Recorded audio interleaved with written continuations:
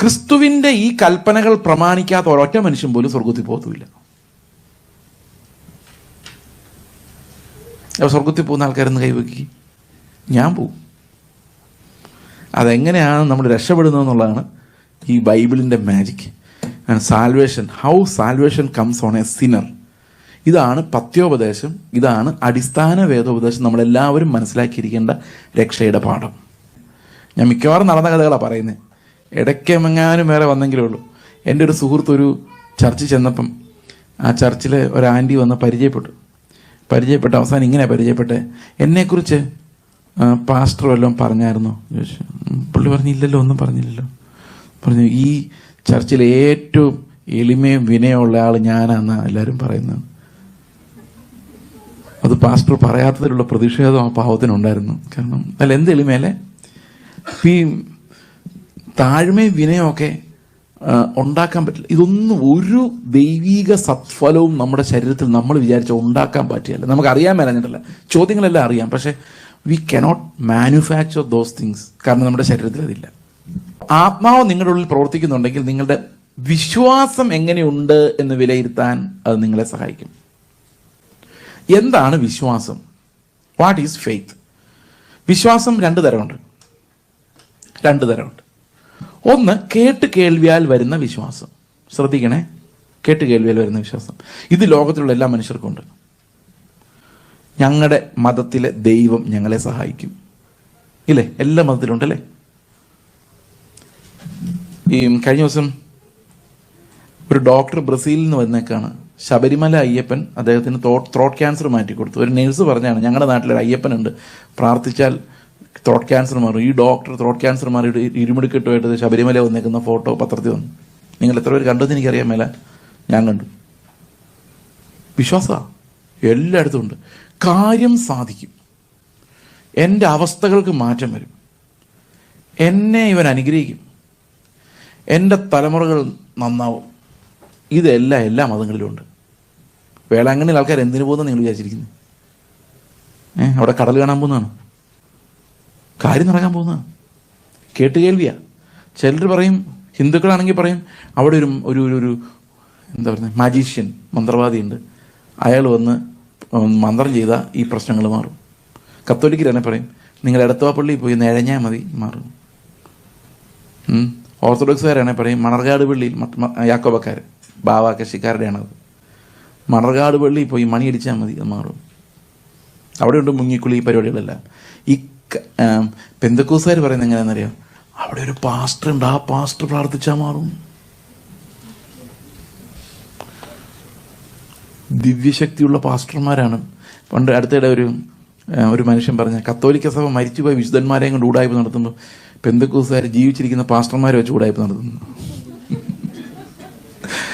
പ്രിയ സഹോദരങ്ങളെ, ഇത് ഈ വിശ്വാസം എന്ന് പറയുന്നത് കാര്യസാധ്യതയുള്ള വിശ്വാസം. അതായത് അവസ്ഥകൾക്ക് മാറ്റം വരുത്തും, എൻ്റെ ജോലി ഇമ്പ്രൂവ്മെൻ്റ് വരും, പ്രൊമോഷൻ വരും, ഇങ്ങനെയുള്ള ഫെയ്ത്തുകളെല്ലാം കോമൺ ഫെയ്ത്താണ്. അത് ആത്മാവ് തരുന്നതല്ല, അത് നമുക്ക് ഈ ലോകത്തിൽ നിന്ന് ലഭിക്കുന്നതാണ്. അത് യേശു മരിക്കുന്നതിന് മുമ്പ് തന്നെ ആ ഫെയ്ത്ത് ഉണ്ട്. ആത്മാവ് വരുന്നതിന് മുമ്പ് തന്നെ ആ ഫെയ്ത്ത് ഉണ്ട്. ഒത്തിരി പേര് യേശുവിൽ വിശ്വസിച്ചായിരുന്നു, യേശുവിൻ്റെ പ്രശ്നങ്ങൾ മാറ്റും. അവർ ഏലീശയുടെ കാലത്തും അങ്ങനെയുള്ള അത്ഭുതങ്ങൾ നടക്കുന്നുള്ള വിശ്വാസം ഉണ്ടായിരുന്നു. നയമാൻ എന്ന് പറഞ്ഞൊരു കുഷ്ഠരോഗി സൗഖ്യമായെന്ന് നമുക്കറിയാം. ഇതെല്ലാം ഓൾഡ് ടെസ്റ്റാമെന്റ് തൊട്ട് പണ്ട് തൊട്ടേ ഉണ്ട്. ആത്മാവ് നമ്മുടെ ഉള്ളിൽ തരുന്ന ഒരു വിശ്വാസം അല്ലത്. അതായത് രക്ഷാകരമായ വിശ്വാസമില്ലാതെ എല്ലാ മതങ്ങളിലും കോമണായി കാണുന്ന കാര്യസാധ്യത്തിൻ്റെ വിശ്വാസം മാത്രമുള്ളവരായി അത് പരിപോഷിപ്പിക്കപ്പെടുന്ന ഒരു ജനതയായി ഇന്ന് നമ്മൾ മാറിയിരിക്കുന്നു. കേൾപ്പാൻ ചെവിയുള്ളവൻ കേൾക്കട്ടെ. മനസ്സിലായോ ഞാൻ പറഞ്ഞ എന്താണ്? കാണാത്ത കാര്യങ്ങളിലേക്കല്ല ഇന്ന് നമ്മുടെ പ്രസംഗങ്ങൾ നമ്മളെ ആകർഷിക്കുന്നത്, ഇല്ലാത്ത കാര്യങ്ങൾ ഉണ്ടാക്കി ഈ ഭൂമിയിൽ കുറച്ചുകൂടെ നല്ലപോലെ ജീവിക്കാനാണ്. പെന്തക്കോസ്റ്റൽ പ്രസംഗങ്ങളുടെ അവസാനം എത്ര നല്ല കാര്യം പറഞ്ഞാലും അവസാനം കർത്താവ് നിങ്ങളുടെ വാക്യം പറഞ്ഞു, അസാധ്യങ്ങളെ സാധ്യമാക്കുന്ന ദൈവം നിങ്ങളുടെ ഇടയിൽ ഇറങ്ങി വന്നിട്ടുണ്ടെന്നൊരു വൈബ്രേഷനിലൂടെ പറയാതെ ആർക്കും ഒരു സമാധാനമായിട്ട് കൈയടിക്കാൻ പറ്റില്ല. എല്ലാ പ്രസംഗവും അതാ, എല്ലാ പ്രസംഗവും അതാ. പ്രവൃത്തി മാത്രമാണ് പാപം എന്ന് വിശ്വസിക്കുന്നവരങ്ങനെ പറയുന്നത്. ഹൃദയത്തിൽ ചിന്ത വന്നാൽ പോലും പാപമാണെന്നാണ് നമ്മൾ വേദപുസ്തകം പറയുന്നത്. അതിൻ്റെ ചിന്തയുടെ ഒറിജിൻ പോലും പാപമാണ്. അല്ല ചിലർ പറയുന്നത് തോട്ട് വന്നാൽ കുഴപ്പമില്ല, അതിന് താലോലിച്ചാലാ കുഴപ്പം. These are all dangerous things. ആ തോട്ടിന്റെ ഒരു സെന്റിമീറ്റർ പോലും മരണകരമാണ്. കാരണം പാപത്തോട് ആ പാപ ജഡത്തോട് യാതൊരു കോംപ്രമൈസും ദൈവം ചെയ്യത്തില്ല എന്ന് വേദപുസ്തകം വളരെ വ്യക്തമായിട്ട് പറയുന്നുണ്ട്. There was no evil thought in him. അത് നമുക്ക് പാപത്തിന്റെ ഫലം പലപ്പോഴും നമുക്കറിയാം, പാപത്തിന്റെ ആ യാത്ര നമുക്കറിയാം. പക്ഷെ അതിന്റെ വേരെവിടെയാണ് എന്ന് നമ്മൾ ലൊക്കേറ്റ് ചെയ്യാൻ നമ്മളെ കൊണ്ട് സാധിക്കില്ല. അത് ദൈവത്തിന്റെ വചനമാണ് പറയുന്നത്. ശരീരത്തിലാണ്, ശരീരത്തിലെ വികാരങ്ങളാണ് അതിന് കാരണം. ഈ ശരീരത്തിന്റെ വികാരങ്ങൾ പ്രശ്നമാണെങ്കിൽ അതൊരു വലിയ പ്രശ്നമാണ്. കാരണം അവിടുത്തെ പ്രാർത്ഥന ഇതാണ്: അയ്യോ, ഞാൻ അരിഷ്ട മനുഷ്യൻ, ഈ മരണത്തിന് അധീനമായ ശരീരത്തിൽ നിന്ന് എന്നെ ആര് വിടുവിക്കും. അപ്പം ഈ മരണകരണമായ ഒരു ശരീരമാണ് നമ്മുടെ പ്രശ്നമെങ്കിൽ വിടുതൽ ഇത്തിരി പാടാണ്. കാരണം ഈ ശരീരം അടുത്തെങ്ങും നന്നാവാൻ പോകുന്നില്ല എന്നുള്ളതുകൊണ്ടാണ്. നമ്മൾ എത്ര വിചാരിച്ചാലും ഈ ശരീരത്തിൽ നിന്ന് നല്ലതൊന്നും ഉണ്ടാക്കാൻ പറ്റില്ല, എത്ര തീരുമാനം എടുത്താലും പറ്റില്ല. ഈ ശരീരം നന്നാകണമെങ്കിൽ കർത്താവ് രണ്ടാമത് വരണം. കാഹളനാദം കേൾക്കുമ്പോൾ മാത്രമേ നമ്മുടെ ശരീരം നന്നാവുള്ളൂ. പുതിയ തേജസ്സുള്ള, പാപം അറിയാത്ത, പാപവുമായി ബന്ധമില്ലാത്ത, വീണ്ടെടുക്കപ്പെട്ട ഒരു ശരീരം നമുക്കുണ്ടാകാൻ, ഈ മൺമയമായ മരിക്കുന്ന ശരീരം മാറി മരിക്കാത്ത നിത്യമായ ശരീരം നമുക്കുണ്ടാകാൻ നമ്മൾ കർത്താവിൻ്റെ രണ്ടാം വരവരെയും കാത്തിരിക്കണം. പക്ഷെ പാപത്തിൽ നിന്ന് ജയിക്കാൻ അത്രയും കാത്തിരിക്കാൻ നമ്മളെ കൊണ്ട് പറ്റില്ല. We need salvation here. ഇപ്പം തന്നെ നമുക്കത് ലഭിച്ചേ പറ്റുള്ളൂ. എന്നാൽ അത് നമ്മുടെ ശരീരത്തിൽ ഈ പാപത്തിൻ്റെ വേരുള്ളത് കൊണ്ട് ശരീരത്തിൻ്റെ വീണ്ടെടുപ്പ് ഇനി വരാനിരിക്കുന്നതേ ഉള്ളൂ എന്നുള്ളത് കൊണ്ട് നമ്മൾ ജീവിക്കുന്നതിൻ്റെ അവസാനം വരെ we have to live with this body. അത് ഓരോ ദിവസം ചെല്ലും തോറും ഈ ബോഡി വഷളായി വരും. അതാണ് ഇതിൻ്റെ വേറൊരു പ്രശ്നം. നമ്മൾ നന്നായി വരുമെന്ന് വിചാരിക്കും, പക്ഷേ ഞാൻ ബെറ്ററായി ചിന്തിക്കും, പക്ഷെ ശരീരം കൊണ്ടാവില്ല. കാരണം ശരീരം ഓരോ ദിവസം ചെല്ലും തോറും നന്നായി വരികയല്ല, വഷളായി വരികയാണ്. ഒരു 28 years കഴിഞ്ഞാൽ പിന്നെ ശരീരം നന്നാവാനൊന്നും പോകുന്നില്ല. That's going down the spiral. അതങ്ങനെ പോകും. What ever you do that will go down. അവസാനം ഇതിൻ്റെ ലാസ്റ്റ് പോയിന്റ് എത്തുന്നവരെയും ഇത് നന്നാകുന്നില്ല. അപ്പോൾ അവിടെ ഹോപ്പ് കുറവാണ്. ശരീരത്തെ നോക്കിയാൽ ദർ ഇസ് നോ ഹോപ്പ്. അതുകൊണ്ടാണ് പൗലോസ് വിലപിക്കുന്നത്, who will save me? Someone has to save me. ഈ ശരീരം ഇങ്ങനെ ആയതുകൊണ്ട് എനിക്ക് തീരുമാനം കൊണ്ടൊന്നും നന്നാകാൻ പറ്റുന്നില്ല. അപ്പം someone has to save me എന്ന് പൗലോസ് പറയാനുള്ള കാരണം ഇതാണ്. അതായത് ശരീരമാണ് പ്രശ്നം. ശരീരം ഇപ്പോഴെങ്കിലും വീണ്ടെടുക്കപ്പെടുന്ന ഒരു സാധ്യതയും കാണുന്നില്ല. അങ്ങനെയല്ല ദൈവത്തിൻ്റെ promise, one day when everything is over. പക്ഷെ നമ്മൾ പാപത്തിൻ്റെ വിടുതലിന് അന്ന് വരെ കാത്തിരിക്കാൻ നമ്മളെ കൊണ്ട് കഴിയത്തില്ല. അപ്പോൾ എന്താണ് ഇതിനുള്ള പരിഹാരം എന്നുള്ളതാണ് നമ്മൾ ഇന്നലെ നോക്കിക്കൊണ്ടിരുന്നത്. 8ാം അധ്യായത്തിലേക്ക് വരുമ്പോൾ 1, 2, 3 വാക്യങ്ങൾ നമുക്ക് ഒരു കഥയും കൂടെ ഞാൻ പറയാം. അത് മനസ്സിലാക്കാൻ, അത് 8ന്റെ 1, 2, 3 മനസ്സിലാക്കാൻ ഒരു കഥയും കൂടെ ആവശ്യമാണെന്ന് ഞാൻ വിചാരിക്കുന്നു. ഞാൻ ഈ പറയുന്ന കഥ ഈ ബൈബിൾ വചനത്തിൻ്റെ എക്സ്പ്ലനേഷനാണ്. ഒരു നിസ്സഹായമായ ഒരു പരിസ്ഥിതിയിൽ നിന്ന് എങ്ങനെയാണ് നമ്മൾ ദൈവം രക്ഷിക്കുന്നതെന്ന് കാണിക്കുന്ന ഒരു ഡെമോൺസ്ട്രേഷനാണ്. ഒന്നും പഠിക്കാത്ത, ഒരു അക്ഷരം പോലും എഴുതാൻ അറിയാത്ത ഒരു കൊച്ച് ഒരു സ്കൂളിലുണ്ട് എന്ന് വിചാരിച്ചു. ഇവന് എക്സാം എഴുതാൻ അറിയില്ല, എഴുത്ത് അറിയില്ല. ഈ ഡിസ്ലെക്സിയ എന്ന് പറഞ്ഞൊരു രോഗമുണ്ട് ചില പിള്ളേർക്ക്. അപ്പം 6 അവരെഴുതി എങ്ങനെ ഇരിക്കും, ബാക്കി എല്ലാ അക്ഷരവും നേരെ ഇരിക്കും, ഇത് മാത്രം തിരിയിരിക്കും. ഇസഡ് എഴുതി എങ്ങനെ ഇരിക്കുക, അതാ ശരിയാക്കാൻ പറ്റില്ല. അവർ എത്ര വിചാരിച്ചാലും ശരി മനസ്സിലാവും, പിന്നെ എഴുതുമ്പോൾ ഇങ്ങനെ വരും. അക്ഷരങ്ങൾ പല വഴിക്ക് ഇങ്ങനെ കയറി ഇറങ്ങിയൊക്കെ ഇരിക്കും. ഡിസ്ലെക്സിയ എന്ന് പറഞ്ഞൊരു രോഗത്തിൻ്റെ, ലേണിംഗ് ഡിസോർഡറിൻ്റെ ഒരു ഭാഗമാണത്. അവർക്ക് വേറെ ഒത്തിരി ഫാക്കൽറ്റീസ് ഉണ്ടായിരിക്കും പിള്ളേർക്ക്. They will be genius in something else, പക്ഷെ എഴുതാൻ പറ്റില്ല. അപ്പം ഇങ്ങനെ ഒരു കാരണവശാലും ജയിക്കില്ല എന്ന് എല്ലാവരും പറഞ്ഞ് അപമാനിച്ചൊരു കൊച്ച് ഒരു ക്ലാസ്സിലുണ്ട്. അപ്പം ചില പിള്ളേർക്ക് ഭയങ്കര സ്മാർട്ടാണ്, അവർ ബ്രില്യൻ്റാണ്, അവർ റാങ്ക് ഹോൾഡേഴ്സ് ആകാൻ പോവുകയാണ്, A+ അതും ഇതൊക്കെ നോക്കി ഇങ്ങനെ ഇരിക്കുകയാണ്. അപ്പോൾ ഇവനെപ്പോഴും അപമാനിതനും എക്സാമിനെ ഭയപ്പെടുന്നവനും ഒക്കെ ആയിട്ട് ഇങ്ങനെ വേദനിച്ചും വിഷമിച്ചിരിക്കുകയാണ്. ഇതായിരുന്നു യേശുക്രിസ്തു വന്നപ്പോൾ ഉണ്ടായ സാഹചര്യം. Some people were so good. എല്ലാം നീതി പ്രവൃത്തികളും ചെയ്ത് പരീശന്മാരെ അവരെ പ്രാർത്ഥിക്കേണ്ടാത്തപ്പോഴും പ്രാർത്ഥിച്ച് അവരുടെ സമയമുണ്ടായിരുന്നു. അത് എപ്പോഴും ന്യായപ്രമാണം അനുസരിച്ച് കഴിഞ്ഞിട്ട്, അതിൻ്റെ ആത്മാവിലല്ല കേട്ടോ, അതിൻ്റെ പ്രവൃത്തികളിൽ അനുസരിച്ച് കഴിഞ്ഞിട്ട് മതിയാകഞ്ഞിട്ട് സ്വന്തം പ്രമാണം ഉണ്ടാക്കിയവർ. അത്ര മിടുക്കന്മാരുണ്ടായിരുന്നു. അതായത് NCERT പുസ്തകത്തിലെ പ്രോബ്ലം എല്ലാം സോൾവ് ചെയ്ത ശേഷം, നിങ്ങളുടെ കയ്യിലുള്ള ഗൈഡിൻ്റെ എല്ലാം സോൾവ് ചെയ്ത ശേഷം സ്വന്തം പ്രോബ്ലം ഉണ്ടാക്കിയവർ എന്ന് ആലോചിക്കുക. ആ ടൈപ്പ് പിള്ളേർ. അപ്പം ഇങ്ങനെയുള്ളവർ എടുത്തിട്ട് കർത്താവ് രോഗമുള്ള ആരെങ്കിലും ഉണ്ടോ ചോദിച്ചു. എവിടെ രോഗമുള്ള ആരുമില്ല. They are willing to teach, they are not willing to listen. അതായിരുന്നു കർത്താവ് അനുഭവിച്ച അതേ സാഹചര്യം. അതേസമയത്ത് ചില ആൾക്കാർ ഒരു നീതിയും ചെയ്യാൻ പറ്റാതെ ശരീരത്തിനും മനസ്സിനും അടിമകളായി യാതൊരു വിധത്തിലും ദൈവത്തെ പ്രസാദിപ്പിക്കാത്ത പാപികളുടെ ഒരു വൃന്ദവും ആ സമയത്തോടെ ഉണ്ടായിരുന്നു. അപ്പോൾ അതുപോലെ തന്നെ ഒരു ക്ലാസ് റൂം എന്ന് ഞാൻ നിങ്ങളെ സങ്കല്പിച്ചു. Exactly that same situation. ഇപ്പം കർത്താവ് വരുന്ന ആർക്ക് നല്ല വാർത്ത പറഞ്ഞു കൊടുക്കാൻ വേണ്ടിയാണ്? ആർക്ക് നല്ല വാർത്ത പറഞ്ഞു കൊടുക്കാൻ വേണ്ടിയാണ്? ഈ ബെസ്റ്റ് നീതിമാന്മാർക്കാണോ കർത്താവ് നല്ലത്, അതോ പാപിക്കാണോ? പാപികൾക്ക് വേണ്ടിയാണ് കർത്താവ് വന്നതെന്നുള്ളത് നമുക്കറിയാം. അപ്പോൾ ശരിക്കും കർത്താവ് വന്നത് ആ ക്ലാസ്സിൽ ഏറ്റവും ബെസ്റ്റ് സ്റ്റുഡൻറ്റിന് അവാർഡ് കൊടുക്കാനല്ല. അങ്ങനെയായി നമ്മുടെ നാട്ടിൽ. ഇപ്പം ക്ലാസ്സിലെല്ലാവരും ഇരിക്കുമ്പം ഞാൻ ഓർക്കുന്നുണ്ട്, ഞങ്ങളുടെ 10th ക്ലാസ്സിലൊക്കെ മാർക്ക് മേടിക്കുമ്പം അവാർഡ് കൊടുക്കാനൊക്കെ ആൾക്കാർ വെളിയിൽ നിന്ന് വരും. പണ്ടത്തെ കാലത്ത് ഭയങ്കര ആഘോഷം ഇത്.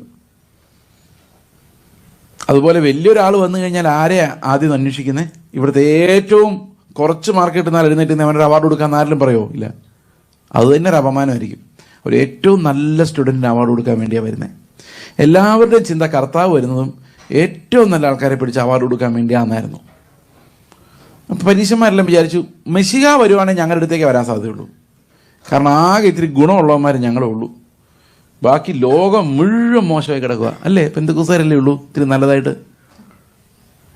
നമ്മളല്ലേ കുറച്ച് നല്ലതായിട്ടുള്ളൂ. ബാക്കി ലോകം മുഴുവൻ പോകായി കിടക്കുമല്ലേ? ആണോ? അങ്ങനെ തന്നെ അന്ന് പരീക്ഷന്മാരും ചിന്തിച്ചുകൊണ്ടിരുന്നത്. അപ്പോൾ ഈ കൊച്ചിങ്ങനെ നിസ്സഹായനായിട്ട് എല്ലാവരുടെയും റിഡിക്യൂൾ കേട്ട് തോറ്റ് തുന്നം പാടാൻ സാധ്യതയുള്ളൊരു കൊച്ചിങ്ങനെ ക്ലാസ് റൂമിലുണ്ട്. അപ്പോൾ ഒരു സാറിന് ഇവനോട് സിമ്പതി തോന്നുന്നു. അല്ലെങ്കിൽ അവിടെ വിസിറ്റ് ചെയ്ത ഏതെങ്കിലും ഒരു ഒഫീഷ്യൽ സിമ്പതി തോന്നുക, ഇവനൊരു നല്ല വാർത്ത കൊടുക്കണം. ടീച്ചർ തന്നെ ആയിക്കോട്ടെ. ഇപ്പം ടീച്ചർ ഇവനോട് പറയും, എടാ മോനെ നിനക്ക് ഞാനൊരു നല്ല വാർത്ത പറയാൻ പോവാം. അപ്പം ഇവൻ പറയും, ടീച്ചറെ എന്ത് നല്ല വാർത്ത? ഞാനിത് എങ്ങനെയെങ്കിലും അവസാനിപ്പിച്ച് വീട്ടിൽ പോയാൽ മതി എന്ന് പറഞ്ഞുകൊണ്ടിരിക്കാൻ മടുത്തു. അപ്പം ടീച്ചർ പറഞ്ഞു, നീ വിഷമിക്കണ്ട, ഈ പ്രാവശ്യത്തെ പരീക്ഷയ്ക്ക് ചോദ്യപേപ്പർ ഇടുന്നത് ഞാനാണ്. നല്ല വാർത്തയാണോ?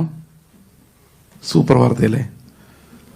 അപ്പോൾ ഇവൻ പറഞ്ഞു, അയ്യോ ദൈവത്തിന് സ്തോത്രം. ദൈവത്തിന് സ്തോത്രം എന്ന് ഞാൻ പറഞ്ഞ കേട്ടോ. പരീക്ഷയ്ക്ക് പുസ്തകം മുഴുവൻ പഠിക്കണ്ട, ടീച്ചർ കാണിച്ചു തരുന്ന 10 ചോദ്യങ്ങൾ പഠിച്ചാൽ ജയിക്കാം. ടീച്ചറെ എന്തൊക്കെ ചോദ്യങ്ങളാണ് വരുന്നതെന്ന് ഒന്ന് പറഞ്ഞു തരാമെങ്കിൽ ഞാൻ ഈ കഷ്ടപ്പെടേണ്ട കാര്യമില്ല. അപ്പോൾ ടീച്ചർ പറഞ്ഞു, ക്വസ്റ്റ്യൻ പേപ്പർ നിൻ്റെ തന്നാലും നിനക്കൊരു ആൻസർ എഴുതാൻ പറ്റില്ല.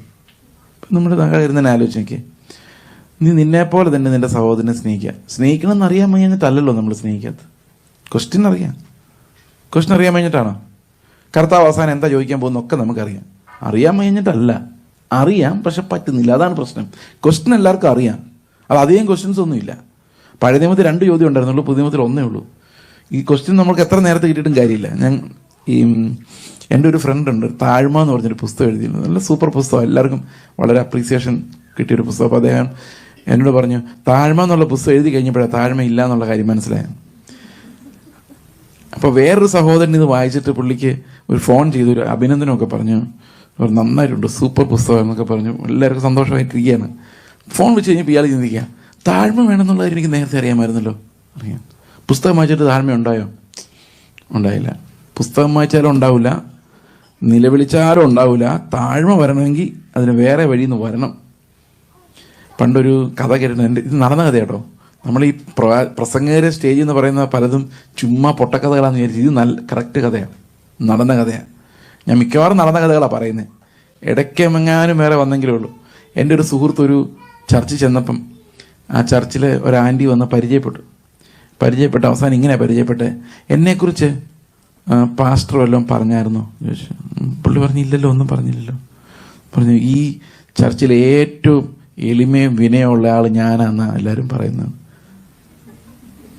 അത് പാസ്റ്റർ പറയാത്തതിലുള്ള പ്രതിഷേധം ആ പാവത്തിനുണ്ടായിരുന്നു. കാരണം അല്ല, എന്ത് എളിമേലെ ഈ താഴ്മയും വിനയമൊക്കെ ഉണ്ടാക്കാൻ പറ്റില്ല. ഇതൊന്നും ഒരു ദൈവീക സത്ഫലവും നമ്മുടെ ശരീരത്തിൽ നമ്മൾ വിചാരിച്ച ഉണ്ടാക്കാൻ പറ്റില്ല. നമുക്കറിയാൻ മേലഞ്ഞിട്ടല്ല, ചോദ്യങ്ങളെല്ലാം അറിയാം, പക്ഷെ we cannot manufacture those things, കാരണം നമ്മുടെ ശരീരത്തിൽ അതില്ല.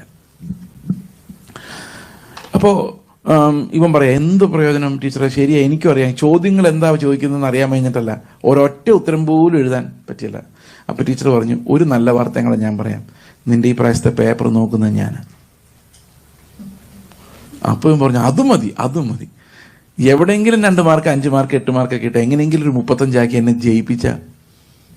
ടീച്ചർ പറഞ്ഞാടാ, അതിൻ്റെ പ്രശ്നം എന്ന് വെച്ച് കഴിഞ്ഞാൽ നിന്റെ ആൻസർ പേപ്പറിൽ എവിടെയെങ്കിലും ഒരു 1/2 മാർക്ക് ഇട്ട് എൻ്റെ ജോലി പോവും. കാരണം ഒരു 1/2 മാർക്ക് പോലും അതിനകത്ത് കാണുകയെന്നുള്ള കാര്യം എല്ലാവർക്കും അറിയാം. നീ 35 മാർക്ക് മേടിച്ചെന്ന് വെച്ച് കഴിഞ്ഞാൽ ആദ്യം എൻക്വയറി ക്വസ്റ്റ്യൻ പേപ്പർ എടുക്കാനായിരിക്കും, ആൻസർ പേപ്പർ.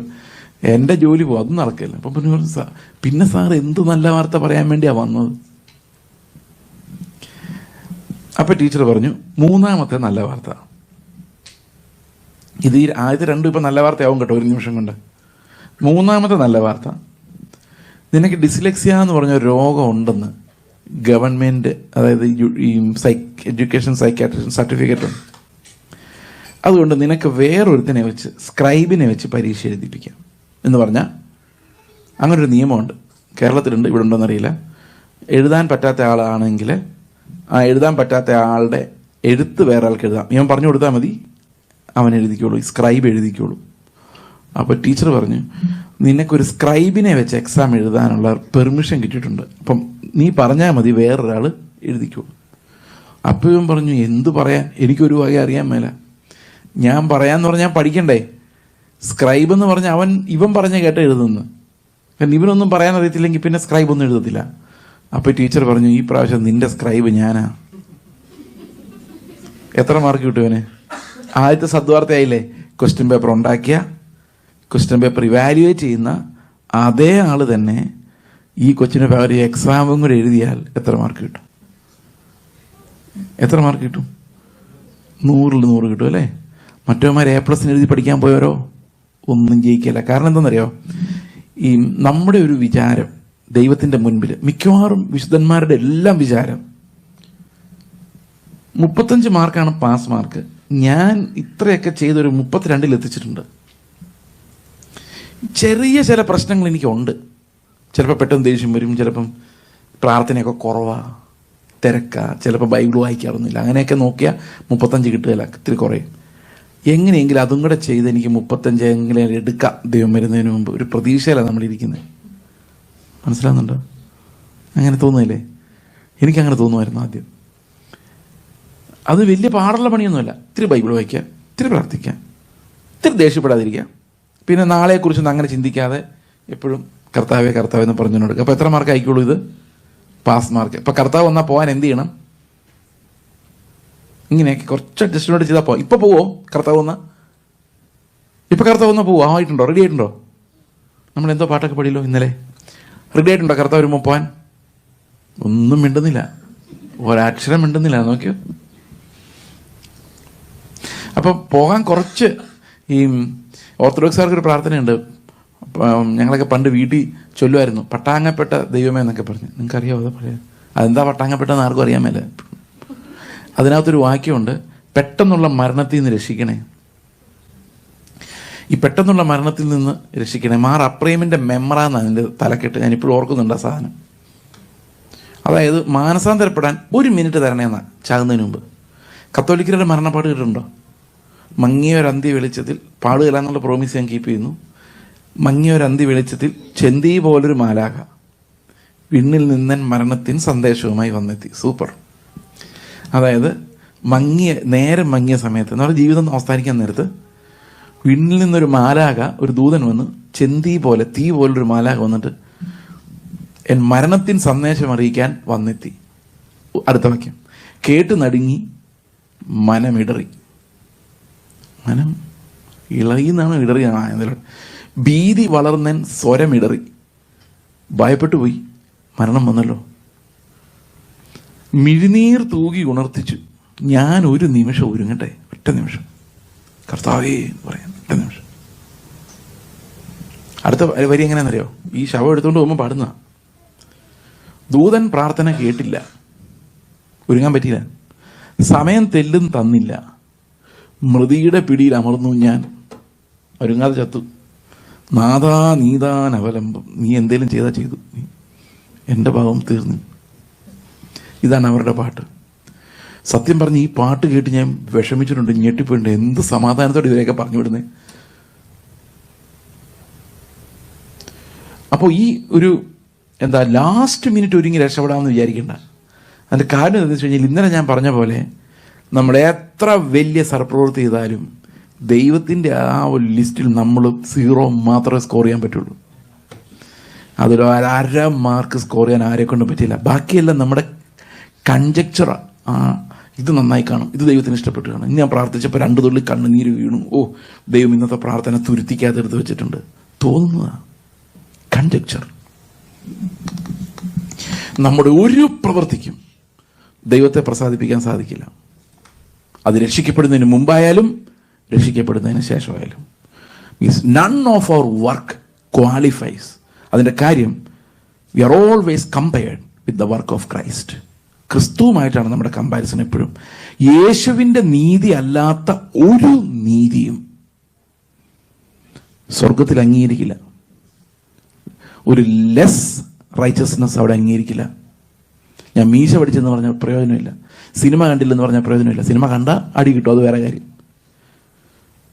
കള്ള് കുടിച്ചാൽ നരകത്തിൽ ഇപ്പോൾ ഉറപ്പാണ്.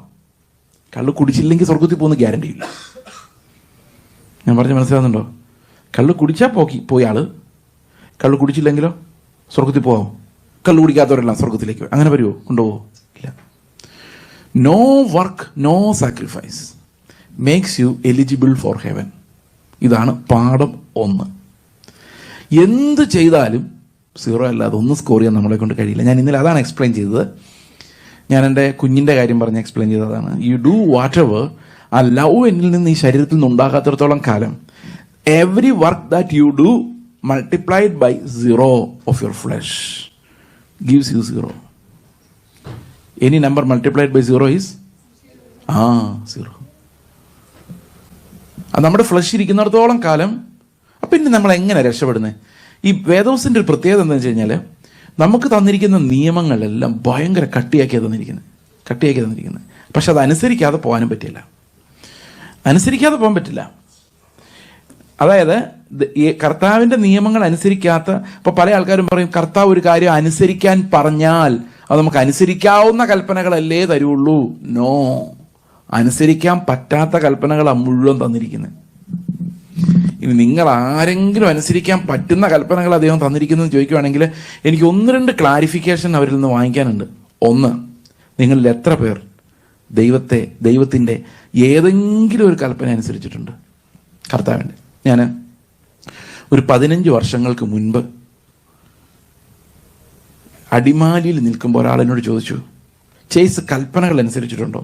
ഉടനെ എൻ്റെ മനസ്സിലേക്ക് വന്ന് സ്നാനപ്പെട്ടിട്ടുണ്ടോ എന്നാണ് പുള്ളി ചോദിക്കുന്നതെന്ന്. ഞാൻ പറഞ്ഞു, പിന്നെ 1996 സെപ്റ്റംബർ 16 ഞാൻ സ്നാനപ്പെട്ടു. പുള്ളി പറഞ്ഞു, അതൊന്നുമല്ല ഞാൻ ചോദിച്ചു, അത് നീ സ്നാനപ്പെട്ടാൽ ഞാൻ കണ്ടത്, അതൊന്നുമല്ല, എൻ്റെ ചോദ്യം അതല്ല. പിന്നെ എന്താണ്? യേശുക്രിസ്തു പറഞ്ഞിട്ടുള്ള ഏതെങ്കിലും കാര്യം അനുസരിച്ചിട്ടുണ്ടോ? ഞാൻ ആലോചിച്ച് നോക്കിയപ്പം എൻ്റെ കണ്ണ് ചൂന്നെടുത്ത് എറിഞ്ഞ് കളയുക, കൈ വെട്ടിക്കളയുക, നിൻ്റെ ഉടുപ്പ് ചോദിക്കുന്നതിന് പുതപ്പും കൂടെ കൊടുക്കുക. അതിപ്പം കൊടുക്കാൻ എളുപ്പമായിരിക്കും, ഡ്രസ്സ് കൊടുക്കുക. അതല്ല, ഞാൻ പിന്നെ ആലോചിച്ചു, അന്ന് ആലോചിച്ചില്ല, ഇപ്പം ആലോചിക്കുന്നു. നമ്മുടെ മൊബൈൽ ഫോൺ ആരെങ്കിലും എടുത്തുകൊണ്ട് പോവുകയാണെങ്കിൽ അതിൻ്റെ ചാർജർ ഇതാകട്ടെ, ഇതും കൂടെ കൊണ്ടുപോയിക്കോളാം പറയുക. നമ്മുടെ ബൈക്ക് ആരെങ്കിലും അല്ലെ കാർ ആരെങ്കിലും അബദ്ധത്തിൽ ഡോർ തുറന്ന് കള്ളന്മാർ സ്റ്റാർട്ട് ചെയ്യാൻ ശ്രമിക്കുമ്പം നല്ല കീ എൻ്റെ കയ്യിലുണ്ട്, ഇത് കൊണ്ടുപോയിക്കോ, ഇത് അതിൻ്റെ പേപ്പർ രജിസ്ട്രേഷൻ എന്ന് പറഞ്ഞ് കൊടുത്തു വിടുക. അനുസരിച്ചിട്ടുള്ളവരൊന്ന് കൈവയ്ക്കോ. കണ്ണ് ഇടർച്ച വരുത്തിയിട്ടില്ലേ? എന്തുമാത്രം ഇടർച്ചയാണ് കണ്ണ് വരുത്തുന്നത്. അങ്ങോട്ട് നോക്കുമ്പോൾ തോന്നുന്നു ഈ കാറ് വേണ്ടായിരുന്നു, അത് മേടിച്ചത് നല്ലതായിരുന്നു, അവൻ്റെ കാറ്, അത് കണ്ണ് ഇടർച്ച വരുത്തിയതാ. അങ്ങനെ പറഞ്ഞ് എൻ്റെ പ്രിയ സഹോദരങ്ങളെ, മുമ്പോട്ട് വരുമ്പം ശത്രുവിനെ സ്നേഹിക്കണം. ശത്രുവിനോടൊന്ന് നേരെ ചൊവ്വയൊന്ന് നോക്കുന്നത് തന്നെ കഷ്ടപ്പെട്ട, അന്നേരമാണ് സ്നേഹിക്കണം എന്ന് പറയുന്നത്. നിങ്ങളുടെ പിതാവ് സൽഗുണപൂർണ്ണനായിരിക്കുന്ന പോലെ സകലത്തിലും സൽഗുണപൂർണ്ണരാകും. അത് പിന്നെ നിങ്ങളുടെ വീട്ടിൽ കല്യാണം നടക്കുമ്പോൾ ആരെ വിളിക്കണം?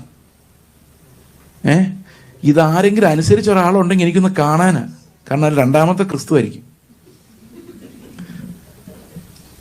ഞാനീ പറയുന്നത് it's an open challenge. Is there any one who obeyed it? Come.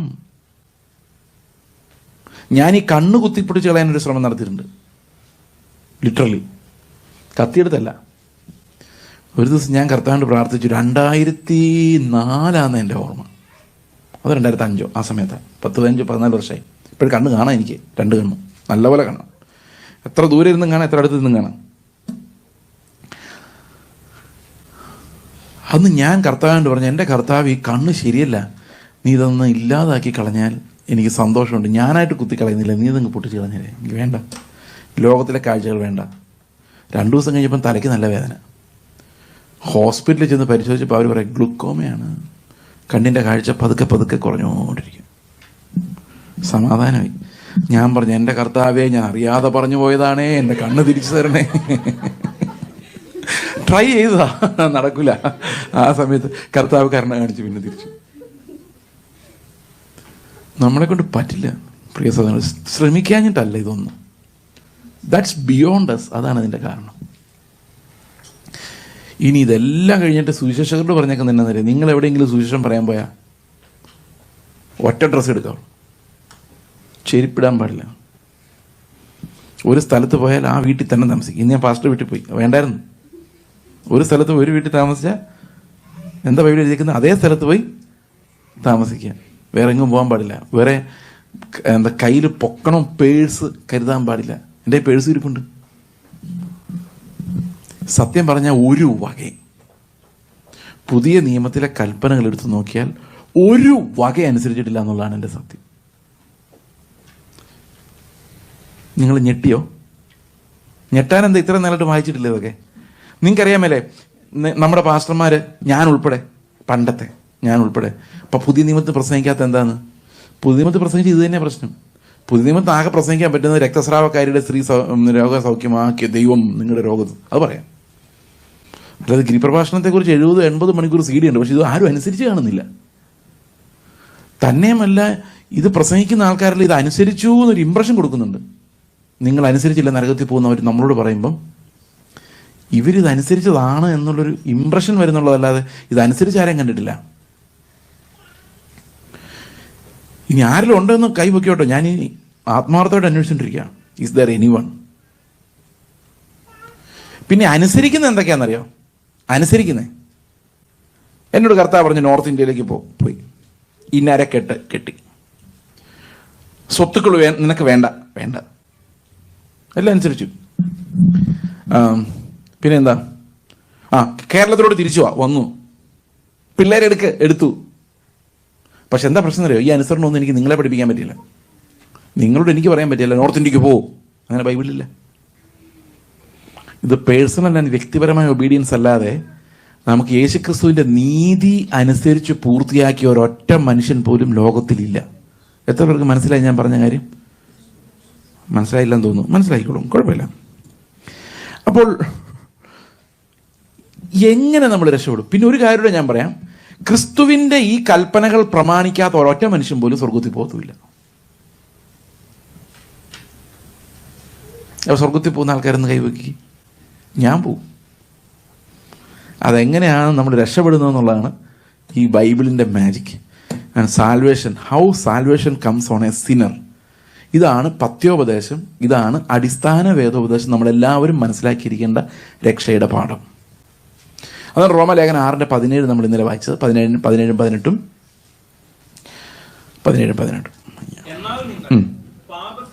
പാപത്തിന്റെ ദാസന്മാർ ആയിരുന്നുവെങ്കിലും നിങ്ങളെ പഠിപ്പിച്ച ഉപദേശരൂപത്തെ ഹൃദയപൂർവ്വം അനുസരിച്ച്. അപ്പോൾ ഒരു ഫോം ഓഫ് ഡോക്ട്രിന. കള്ളു കുടിക്കരുതെന്ന് കേട്ടാൽ പോരാ, നമ്മൾ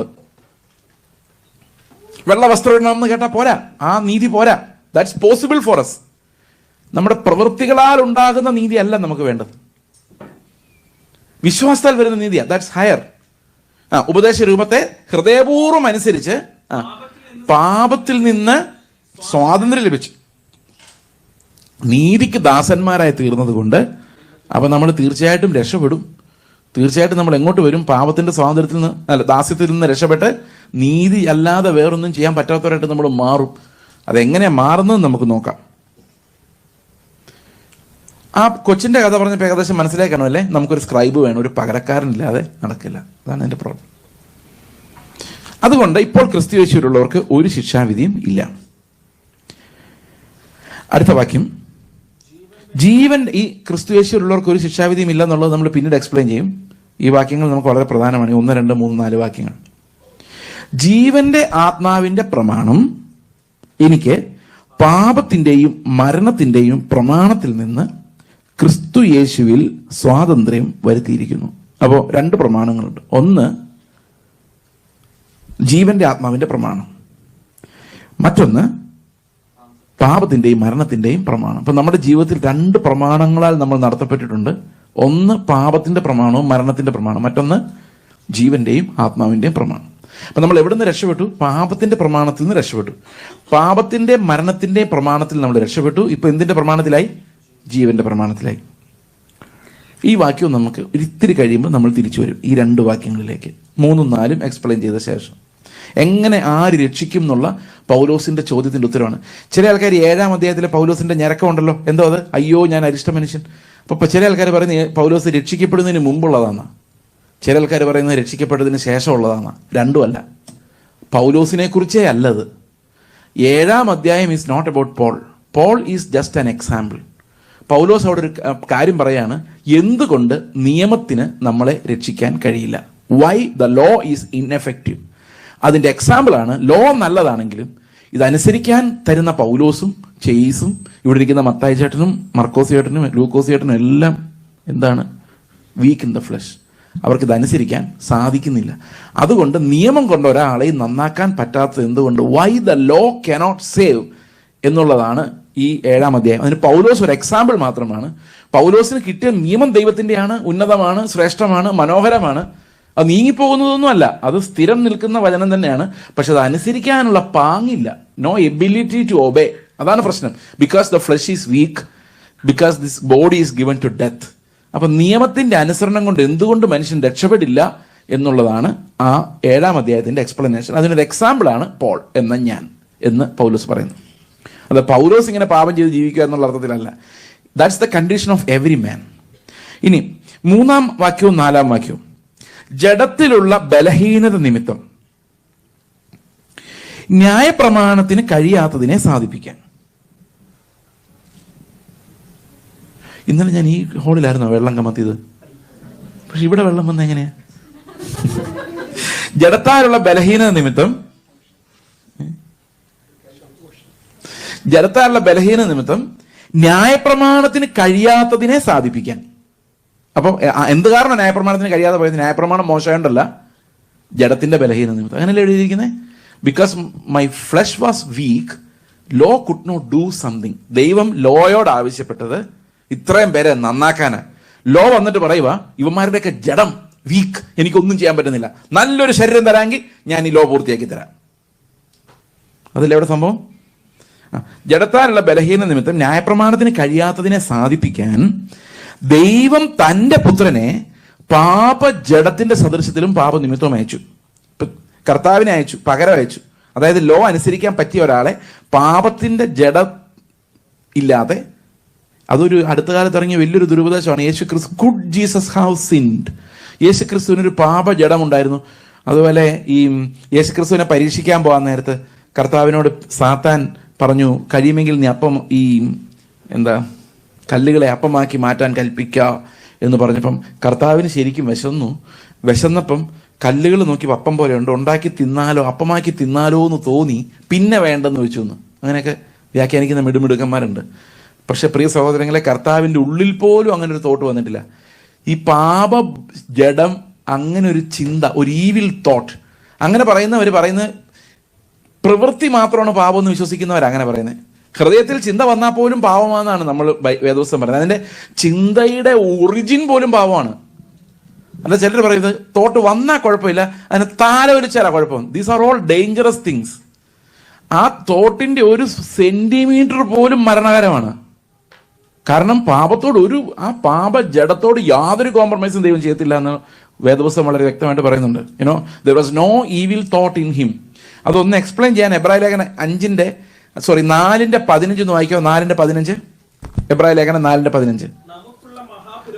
ആ, നമ്മുടെ ബലഹീനതകളിൽ സഹതാപം കാണിപ്പാൻ കഴിയാത്തവനല്ല, പാപമൊഴികെ സകലത്തിലും നമുക്ക് തുല്യമായി പരീക്ഷിക്കപ്പെട്ടവൻ അത്രേ നമുക്കുള്ളത്. അപ്പം ആൾക്കാർ പറയും അത് ട്രാൻസ്ലേഷൻ അത്ര ശരിയല്ല കേട്ടോ, അതിൻ്റെ യഥാർത്ഥ ട്രാൻസ്ലേഷൻ ഇങ്ങനെയാണെന്ന് പറഞ്ഞ് അവർ പറയുന്നതെന്ന് വെച്ച് കഴിഞ്ഞാൽ നമുക്ക് തുല്യമായി കർത്താവ് പരീക്ഷിക്കപ്പെട്ടു, പക്ഷേ പാപം ചെയ്തില്ല എന്നാണ്. അപ്പം NIV പോലുള്ള ബൈബിൾ ആരുടെയും കയ്യിലുണ്ടോ? അതിനകത്ത് അങ്ങനെ എഴുതിയിരിക്കുന്നത് ഡിഡ് നോട്ട് സിൻ. NIV 4:15 അതിനകത്ത് എഴുതിയിരിക്കുന്നത് he was tempted in every respect as we were tempted yet he did not sin എന്നാണ്. ഡിഡ് നോട്ട് സിൻ, പാപം ചെയ്തില്ല. എന്നാൽ ഇത് കിങ് ജെയിംസ് വേർഷനാണ് ഈ ഇരിക്കുന്നത്. വായിച്ചു നോക്കി എങ്ങനെ എഴുതിയിരിക്കുന്നത്. മലയാളം പോലെ എക്സാക്ട്ലി അങ്ങനെ തന്നെയാണ്. Yet he was without sin എന്നല്ല, പരീക്ഷിച്ച റിസൾട്ട് നോക്കിയിട്ട് ഹി വാസ് വിത്തൗട്ട് സിൻ എന്നല്ല എഴുതിയിരിക്കും. ഹി വാസ് വിത്തൗട്ട് സിൻ പോലും അല്ല, he was tempted like as we are yet without sin. Yet without sin അത് തന്നെ മലയാളത്തിലേക്ക് ട്രാൻസ്ലേറ്റ് ചെയ്തിരിക്കുന്നത്. ഈ ലേറ്റസ്റ്റ് വേർഷൻ ESV ആണ്. ESV ഇംഗ്ലീഷ് സ്റ്റാൻഡേർഡ് വേർഷൻ, അതായത് ലിറ്ററൽ വേർഷൻ. നിങ്ങൾ NIV ഒരിക്കലും ഫോളോ ചെയ്യരുത് കേട്ടോ. കാരണം ഞാനിത് ചുമ്മാ ഒരു ബയസിൽ പറയുന്നില്ല. NIVയുടെ പ്രിഫേസ് നിങ്ങൾ വായിച്ചു നോക്കുമ്പം അവിടെ എഴുതി വെച്ചിട്ടുണ്ട് this translation follows dynamic ഇക്വലൻസ് principle എന്ന് പറഞ്ഞാൽ വേർഡ് ബൈ വേർഡ് അല്ല, ആ വാക്യം വായിച്ചിട്ട് ആശയമാണ് അവർ എഴുതിയിരിക്കുന്നത്. എന്ന് പറഞ്ഞാൽ ബെസ്റ്റ് ക്ലോസ് ആശയം. പക്ഷെ നമുക്ക് വ്യാഖ്യാനിക്കാൻ അവർ വിടുന്നില്ല, അവർ തന്നെ നമുക്കങ്ങ് വ്യാഖ്യാനിച്ച് തരുക. എന്നാൽ കിങ് ജെയിംസിലും അതുപോലെയുള്ള ഈ RSV, NRSV, ESV പോലെയുള്ള ബൈബിളുകളിൽ അത് അവരെഴുതുന്ന we are following a literal equivalence എന്നാണ്. അതായത് വേർഡിന് ഇക്വലൻ്റ് വേർഡ് തന്നെ ഉപയോഗിച്ചിരിക്കുന്നത്. Word equivalent word.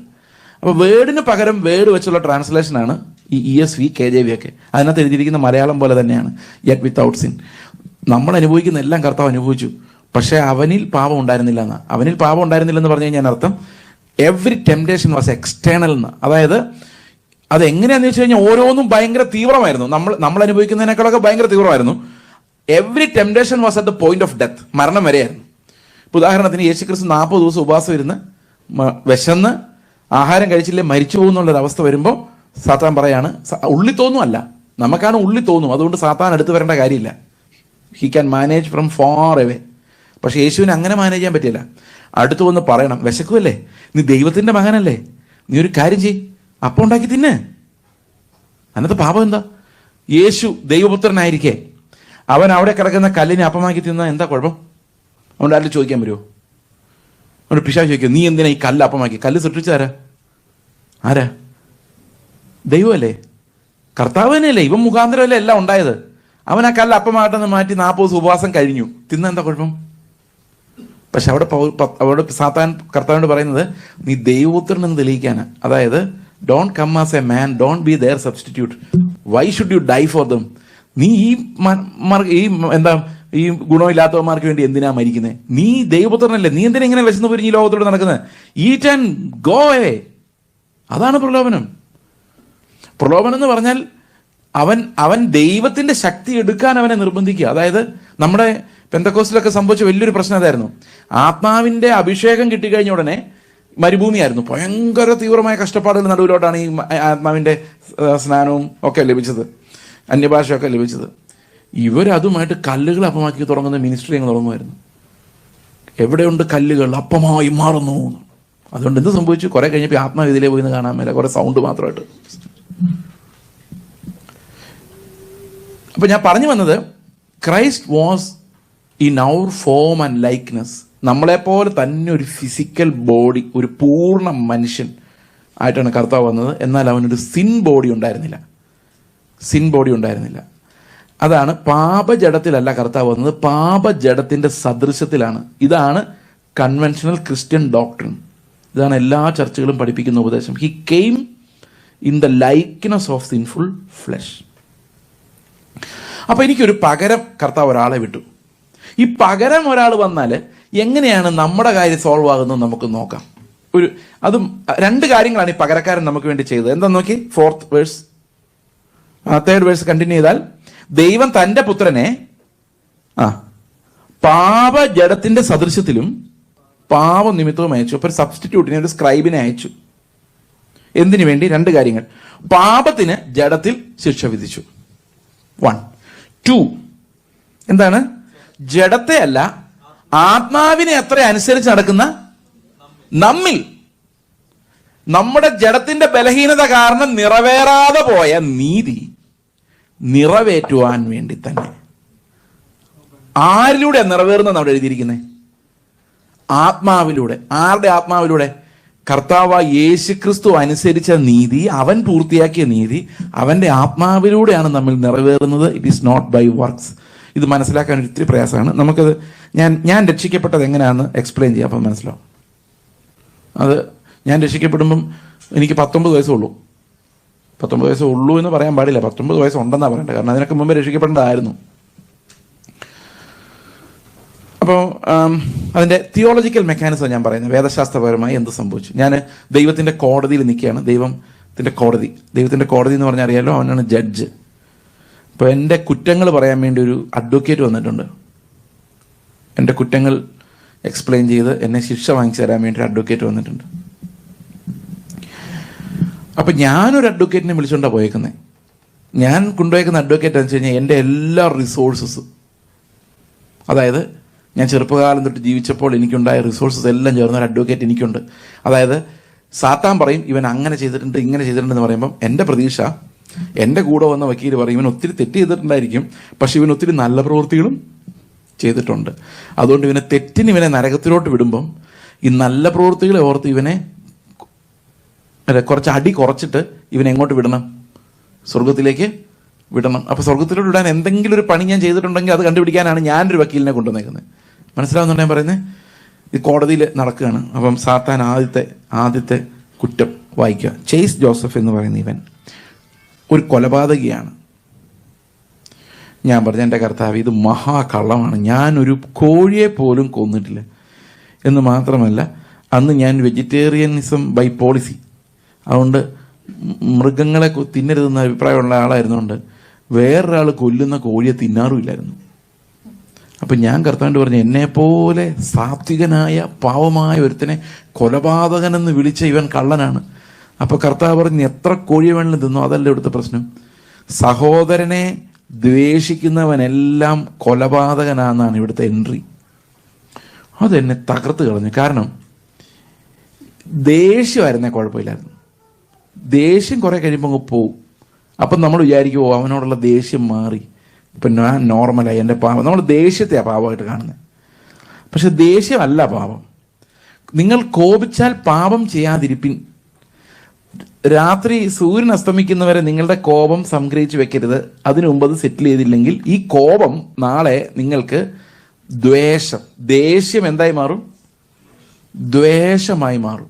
ഉദാഹരണം, അതാണ് സൂര്യൻ അസ്തമിക്കുന്നതിൻ്റെ കണക്ക് പറഞ്ഞേക്കുന്നത്. നിങ്ങൾ ഇതിന്മേൽ കിടന്നുറങ്ങിയാൽ, ഒരു മനുഷ്യനോട് ദേഷ്യം വന്നിട്ട് അതിന്മേൽ കിടന്നുറങ്ങിയാൽ എല്ലാ സാധ്യതകളുണ്ട് രാവിലെ എഴുന്നേൽക്കുമ്പോൾ ആ ദേഷ്യം അങ്ങ് പോവും, പക്ഷെ ഒരു ദ്വേഷം ഉള്ളിൽ വളരും.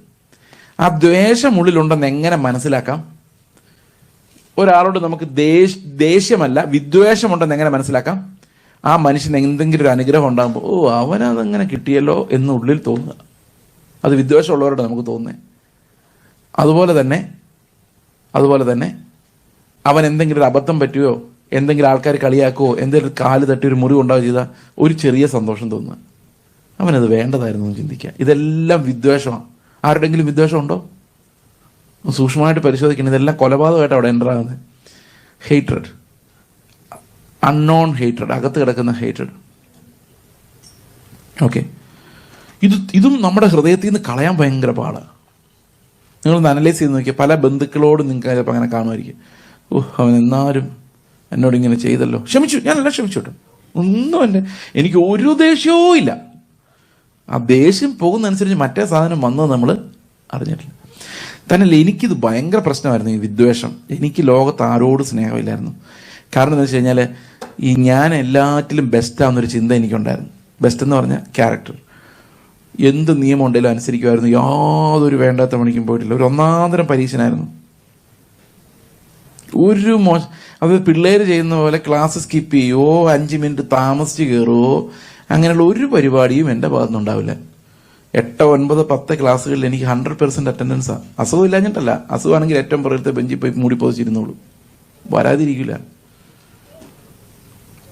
അതുകൊണ്ട് ഏറ്റവും വലിയ പ്രശ്നം എന്ന് വെച്ച് കഴിഞ്ഞാൽ, ഞാനിങ്ങനെ നീതിമാനായി പോയതുകൊണ്ട് ഏറ്റവും കൂടുതൽ അനുഭവിച്ച എൻ്റെ കൂട്ടുകാരാണ്. അവരെന്തേലും ചെയ്താൽ ഞാൻ ഉടനെ സാറിനോട് പറയും. എന്നെയും കൊണ്ട് അവർ മടുത്തു. സാർമാർക്ക് എന്നെ ഭയങ്കര ഇഷ്ടമായിരുന്നു.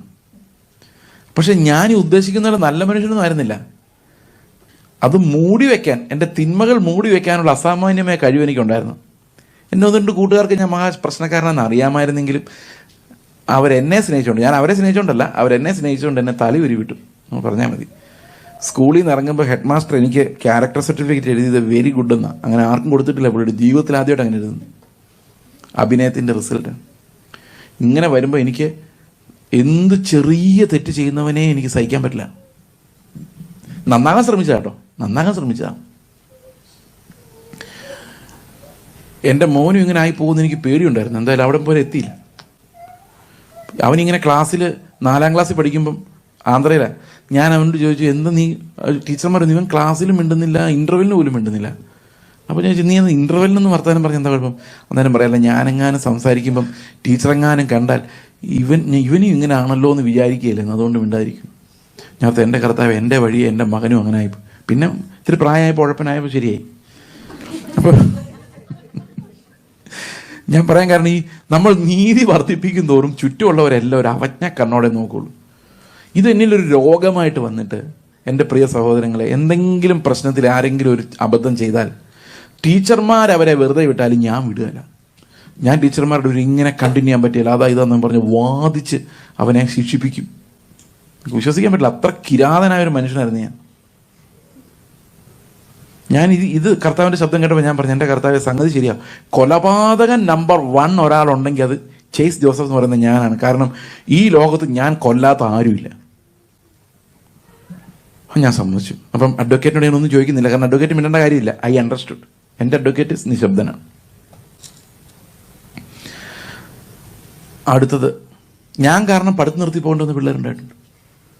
ഞാൻ ഇടയ്ക്കൊക്കെ ഫേസ്ബുക്ക് നോക്കും, അവന്മാർ എവിടെയെങ്കിലും പോയി രക്ഷപ്പെട്ടിട്ടുണ്ടോ, എന്നെ ശപിച്ചുകൊണ്ട് എവിടെ ഇരിക്കുവാണോ. ഇതുവരെ കണ്ടിട്ടില്ല അവരെയൊക്കെ. ഭയങ്കര ടെൻഷനത്. ഇന്ന് ഓർക്കുമ്പോൾ എനിക്ക് ഓർക്കാൻ പറ്റത്തില്ല എന്തൊരു മനുഷ്യനായിരുന്നു ഞാൻ എന്നുള്ള കാര്യം. Feel so sad about it.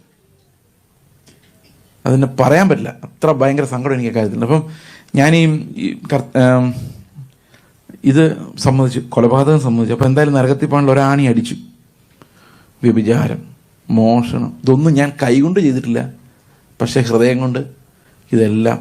അവസാനം പാപങ്ങളുടെ ഒരു വലിയ ലിസ്റ്റ് വന്ന് ഞാൻ എല്ലാം സമ്മതിച്ചു. വക്കീലിനോട് ഞാൻ മിണ്ടുന്നേ ഇല്ല, കാരണം എനിക്ക് മിണ്ടേണ്ട കാര്യമില്ല. I know I M A Sinner. ദൈവത്തിന് മുമ്പിലേക്ക് ചെന്ന് അവൻ്റെ അടുത്തേക്ക് ചെന്ന് കഴിയുമ്പോഴേക്കും എൻ്റെ വക്കീലോ ന്യായീകരണങ്ങളോ ഒന്നും നടക്കില്ല. അവസാനം സാത്താൻ പറഞ്ഞു, ഇവനൊരു വിഗ്രഹാരാധിയാണ്. ഞാൻ പറഞ്ഞു, അതുമാത്രം എനിക്കൊരു എക്സ്ക്യൂസ് തരണം, ഒരെണ്ണം. കാരണം ഫസ്റ്റ് പ്രീ ഡിഗ്രിക്ക് പഠിക്കുമ്പോൾ ഓർത്തഡോക്സുകാരനായിരുന്ന ഞാൻ, ഓർത്തഡോക്സ് പള്ളിയിൽ കാണിക്കുന്ന ആ ചടങ്ങുകൾ വിഗ്രഹാരാധനയാണ്, ദൈവികമല്ല എന്ന് മനസ്സിലാക്കി. ദൈവം ഉണ്ടോ എന്ന് പോലും ഉറപ്പില്ലാത്തപ്പം ഫസ്റ്റ് പ്രീ ഡിഗ്രിക്ക് പഠിക്കുമ്പം ആ പള്ളി ഉപേക്ഷിച്ചിറങ്ങിയതാണ്. അതിനുശേഷം ഞാൻ പോയിട്ടില്ല. ഞാനൊരു CSI പള്ളിയിലാണ് പിന്നെ പോയിക്കൊണ്ടിരുന്നത്. അവിടെ ഈ പ്രശ്നങ്ങളൊന്നുമില്ല. എന്താ ഈ കുമ്പിടലും കുരിശിനെ മുത്തലും ഇങ്ങനെയുള്ള പരിപാടികളൊന്നുമില്ല, മധ്യസ്ഥന്മാരൊന്നുമില്ല, അങ്ങനെ പോയിക്കൊണ്ടിരുന്നു. അപ്പം ഞാൻ കർത്താവിൻ്റെ പറഞ്ഞു, ഈ ഒരു കാര്യത്തിലെങ്കിലും ഞാൻ വിഗ്രഹാരാധന എന്ന് ഞാൻ ചിന്തിച്ച കാര്യങ്ങൾ വെറുത്തുപേക്ഷിച്ച് വർഷങ്ങളായി, 3 വർഷമായിട്ട് ഞാൻ എൻ്റെ കസിൻസിൻ്റെ കല്യാണം വരുമ്പം പോലും ഞാൻ ചർച്ചിന് വെളിയിൽ നിൽക്കുള്ളൂ, അകത്ത് കയറില്ല. അത്രയും ഞാൻ അതിനെ അകന്നായിരുന്നു. ഞാൻ CSI പള്ളി പോവും, ഇവിടെ പോവില്ല. This is the reason. ദൈവത്തിൽ വലിയ വിശ്വാസമൊന്നും രക്ഷിക്കപ്പെട്ടിട്ടില്ല. ഞാൻ പറഞ്ഞു, എന്നെ വിഗ്രഹാരാധി എന്ന് മാത്രം ആ ഒരൊറ്റ കാര്യം നീ എനിക്കൊന്ന് ഒഴിവാക്കി തരണം. ബാക്കിയെല്ലാം ഞാൻ സമ്മതിച്ചല്ലോ, നരകത്തിൽ വേണേലും പൊക്കോളാം. പക്ഷെ ഇതൊരെണ്ണം കർത്താവ് പറഞ്ഞു, ഇതാണ് ഏറ്റവും വലിയ പ്രശ്നം, ഒരിക്കലും ഒഴിവാക്കാൻ പറ്റില്ല. കാരണം നിന്റെ വിഗ്രഹം എന്ന് പറഞ്ഞാൽ നീ തന്നെയാണ്. ആളുകൾ നിന്നെക്കുറിച്ച് നല്ലത് പറയണം. പ്രസംഗം കേട്ടിറങ്ങുമ്പോൾ നന്നായിരുന്നു എന്ന് പറയണം. ഇന്നത്തെ കാര്യം പറഞ്ഞിട്ട്, അന്നത്തെ കാര്യമില്ല, അന്ന് പ്രസംഗമൊന്നുമില്ല. ഒരാൾ നിന്നെക്കുറിച്ച് ദോഷമായിട്ട് പറഞ്ഞ് നിനക്ക് സഹിക്കാൻ പറ്റില്ല. കാരണം അവരുടെ മുമ്പിൽ നീ വെക്കുന്നത് നിന്റെ വിഗ്രഹമാണ്. അതിന്മേൽ എല്ലാവരും മാലയിട്ടോണം, എല്ലാവരും നല്ലതെന്ന് പറഞ്ഞോണം. നിന്റെ വിഗ്രഹം നീയാണ്, അത് പൊളിയാതെ നിനക്ക് വിഗ്രഹാരാധന രക്ഷപ്പെടാൻ പറ്റില്ലെന്ന് പറഞ്ഞു. ഞാൻ ആലോചിക്കുമ്പോൾ സംഗതി ശരിയാ. എന്തിനാ ഇത്രയും പേരെ ഞാൻ വെറുത്തത്? എന്തിനാ ഞാൻ നീതിമാനായിട്ട് ചമഞ്ഞെന്നറിയോ? എൻ്റെ വിഗ്രഹത്തെ ഉയർത്താൻ വേണ്ടിയായിരുന്നു. ഞാൻ എന്ന് പറയുന്ന സാധനം നല്ലതായിട്ട് മനുഷ്യരുടെ മുമ്പിൽ കാണാൻ വേണ്ടിയായിരുന്നു. ഇത്രയായി കഴിഞ്ഞപ്പോഴേക്കും ഞാൻ പൊളിഞ്ഞു, കരഞ്ഞു, നിലവിളിച്ചു. ഞാൻ കർത്താവിൻ്റെ പറഞ്ഞു, എൻ്റെ കർത്താവേ, നീ എന്നെ എത്രയും പെട്ടെന്ന് നരകത്തിലോട്ട് വിട്ടേരെ. എനിക്കൊരു നന്മയും എന്നിൽ അവശേഷിക്കുന്നില്ല. ഞാൻ നശിച്ചു, ഞാൻ തകർന്നു. എന്നെ നരകത്തിലോട്ട് വിട്ടിട്ട് അടുത്ത ആളോട് അടുത്ത് പോ, കാരണം ഐ എം ഗോൺ. നിൻ്റെ മുമ്പിൽ നിൽക്കാൻ എനിക്ക് യാതൊരു റൈറ്റും ഇല്ല. അപ്പം കർത്താവ് എൻ്റെ കൂടെ വന്ന നിയമത്തോട് ചോദിച്ചു, എങ്ങനെ ഉണ്ടായിരുന്നു ചേസിൻ്റെ കൂടെയുള്ള 18 വർഷം? നിയമം പറഞ്ഞു, കർത്താവെ, ഇവനെ പോലുള്ള ഒരുത്തനെ നന്നാക്കാൻ ഞാൻ എൻ്റെ പഠിച്ച പണി 18 നോക്കി ഉപദേശിച്ചു. പക്ഷെ ഇവൻ കുറേയൊക്കെ ചെയ്തു, പക്ഷെ നന്നായില്ല. കാരണം ഇവൻ്റെ ശരീരം വെച്ചുകൊണ്ട് എങ്ങനെ നന്നാകാൻ? നീ എനിക്കൊരു നല്ല ശരീരത്തെ താ. അപ്പോൾ എൻ്റെ പൊളിഞ്ഞുപോയി. ഒരു മാർക്ക് പോലും അവിടെ കൗണ്ടർ അല്ല, എല്ലാം തീർന്നുപോയി. കാരണം ഞാൻ ചെയ്ത സൽപ്രവൃത്തികളെല്ലാം ഉയർത്തിയത് എൻ്റെ ആ ഫ്ലഷിനെയാണ്. ആൾക്കാരുടെ മുമ്പിൽ അതിനെ പ്രദർശിപ്പിക്കാൻ വേണ്ടിയായിരുന്നു. അത് ഞാൻ ഇന്നലെ പറഞ്ഞൊരു ക്ലോക്ക് വാങ്ങിച്ചാൽ ആ ക്ലോക്കിൻ്റെ കാറ്റ് തിരിയുന്നുണ്ടോ നമ്മൾ തന്നെ നോക്കിക്കൊണ്ടിരിക്കും. ദാറ്റ് ഫ്ലഷിൻ്റെ കണക്ഷൻ, ആ ശരീരത്തിൻ്റെ കണക്ഷൻ വിട്ടൊരു പണി ചെയ്യാൻ നമ്മളെ കൊണ്ട് ഒരിക്കലും പറ്റില്ല. അപ്പം നരകം ഷുവറാണെന്ന് എനിക്ക് മനസ്സിലായി. ഞാൻ കരഞ്ഞു. ഞാൻ കർത്താവിനോട് പറഞ്ഞു, കർത്താവേ, നിന്റെ മുഖം എന്നിൽ നിന്ന് മാറ്റിയാൽ മതി, നരകത്തിൽ പോയി കിടന്നോളാം. ആ മുഖം കാണാൻ എനിക്ക് പറ്റില്ല. അപ്പോൾ കർത്താവ് പറഞ്ഞു, നീ നരകമല്ലാതെ നീ ഒന്നും അർഹിക്കുന്നില്ല, പക്ഷെ ഞാൻ നിന്നെ വെറുതെ വിട്ടിരിക്കുന്നു. ഞാൻ പറഞ്ഞു, കർത്താവ് എന്തേ പറഞ്ഞ്? What did you say? നിന്നെ ഞാൻ വെറുതെ വിട്ടിരിക്കുന്നു. അതെന്താ കാര്യം? 2000 വർഷങ്ങൾക്ക് മുമ്പ് എൻ്റെ മകൻ പീലാത്തോസിൻ്റെ മുമ്പിൽ നിൽക്കുമ്പോൾ പീലാത്തോസ് അവനോട് പറഞ്ഞു, നിന്നെ വെറുതെ വിടാനും ശിക്ഷിക്കാനും അധികാരമുള്ളവനാണ് ചോദിക്കുന്നത്, നീ പറഞ്ഞ എന്തെങ്കിലും ചെയ്തിട്ടുണ്ടോ? എന്ന കർത്താവിന് ഒരു വാക്ക്, അവർ വെറുതെ പറയുന്നതാണ്, ഞാൻ ഇങ്ങനൊന്നും പറഞ്ഞിട്ടില്ല എന്നൊരു ടെസ്റ്റിമണി അവിടെ കൊടുത്തിരുന്നെങ്കിൽ പീലാത്തോസിന് യേശുവിനെ ശിക്ഷിക്കാൻ പറ്റില്ലായിരുന്നു. കാരണം സാക്ഷിമൊഴികൾ ഒത്തിട്ടില്ല. പീലാത്തോസിന്റെ ആഗ്രഹമായിരുന്നു എങ്ങനെയെങ്കിലും യേശുവിനെ ഒന്ന് റിലീസ് ചെയ്യണം. അപ്പൊ യേശുവിനോട് ചോദിക്കുക, ഇനി പ്രതി കുറ്റം നിഷേധിക്കുകയും കൂടെ ചെയ്തു കഴിഞ്ഞാൽ കേസില്ല, സാക്ഷിമൊഴികളില്ല, അത് കൺസിസ്റ്റന്റ് അല്ല. പ്രതി കുറ്റം നിഷേധിക്കുകയും ചെയ്തു കഴിഞ്ഞാൽ പിന്നെ ഒന്നും ചെയ്യാൻ പറ്റില്ല. പക്ഷെ യേശു നിഷേധിക്കുന്നില്ല, മിണ്ടുന്നില്ല. അവിടെ എഴുതിയിരിക്കുന്നത്, Jesus did not utter a single word to the great amazement of the governor. ഞാനിത് വായിച്ചത് NIV, അന്ന് ഞാൻ NIV വായിച്ചുകൊണ്ടിരുന്നത്, അതുകൊണ്ട് അന്ന് അങ്ങനെ പഠിച്ചതാണ്. യേശു ഒരൊറ്റ അക്ഷരം പോലും തിരിച്ചു പറഞ്ഞില്ല. എന്തുകൊണ്ടാ? കർത്താവ് പറഞ്ഞു, അന്ന് അവൻ തിരിച്ചു പറയാതിരുന്നത് നിന്റെ ദയനീയാവസ്ഥ ഓർത്തിട്ടാ. കർത്താവ് വിചാരിച്ചു, എന്തായാലും ചെയ്സ് വന്ന് ഇങ്ങനെ ദയനീയമായിട്ട് 0 ആയിട്ട് നിൽക്കും, അവന് രക്ഷപ്പെടാൻ വേറെ വഴി ഉണ്ടാവില്ല. അതുകൊണ്ട് ആ പാപം എൻ്റെ അക്കൗണ്ടിൽ ഇരിക്കട്ടെ. അവൻ അങ്ങനെ കാൽവരി ക്രൂശിൽ മരിച്ചപ്പോൾ എനിക്കൊരു പകരക്കാരനുണ്ടായി ക്രൂശിൽ. ആ പകരക്കാരൻ എൻ്റെ എല്ലാ പാപങ്ങൾക്കും സബ്സ്റ്റിറ്റ്യൂട്ടായി. ആ സബ്സ്റ്റിറ്റ്യൂട്ട് ആയത് എങ്ങനെയാണെന്ന് അറിയണമെങ്കിൽ നമുക്ക് അതിൻ്റെ ലോജിക്ക് മനസ്സിലാണ്. എബ്രായ ലേഖനം പഠിക്കണം, how that could save me എന്നുള്ളത്. അത്രയും നമ്മൾ പോകുന്നില്ല. പക്ഷെ ഒരു കാര്യം അറിയാം, പാപത്തിന് ജഡത്തിൽ ശിക്ഷ വിധിച്ചുവെന്ന് റോമാലേഖനം 8:3 പറയുന്നത് യേശുവിൻ്റെ ശരീരത്തിൽ ആ ശിക്ഷാവിധി നടപ്പാക്കി എന്നുള്ളതാണ്. എൻ്റെ ശിക്ഷാവിധി. കാരണം എൻ്റെ ശരീരത്തിൽ അത് നടപ്പാക്കിയിരുന്നെങ്കിൽ നിത്യം ഞാൻ നരകത്തിൽ കിടക്കേണ്ടി വന്നേനെ. കാരണം ഞാനൊരു ഫൈനൈറ്റ് ബീയിങ് ആണ്. അതായത് ആദ്യവും അവസാനവുമുള്ള ഒരു, ഈവൻ നിത്യത നരകത്തിൽ കിടന്നാൽ പോലും എന്നിൽ അത് നടപ്പാക്കിയാൽ that will transfer me to eternal hell. എന്നാൽ നിത്യനായ പുത്രന് ആ ഒരു നിമിഷത്തെ പിതാവുമായുള്ള സെപ്പറേഷനിൽ, അവൻ്റെ ശരീരയാഗത്തിൽ, ആ നിത്യനായ പുത്രന് എനിക്ക് പകരക്കാരനാകാൻ ആ ഒരു സെക്കൻഡ് മതിയാൻ. മനസ്സിലാവുന്നുണ്ടോ? When he suffered on the cross and died in pain, that was my pain. ഞാൻ മരിക്കുമ്പോൾ ഞാൻ അനുഭവിക്കേണ്ട വേദനയാണ് അവനെന്ന് എടുത്തു മാറ്റിയത്. ഒരു ദിവസം എൻ്റെ ഭാര്യയോട് കർത്താവിൻ്റെ ശബ്ദം ഇങ്ങനെ കേട്ടതായിട്ട് എന്നോട് പറഞ്ഞു. വർഷങ്ങൾക്ക് മുമ്പ് ഞങ്ങളുടെ മക്കളുടെ ആരോഗ്യത്തെക്കുറിച്ച് ഞങ്ങളിങ്ങനെ കൺസേൺഡ് ആയിട്ടിരിക്കുന്ന ഒരു സമയത്ത്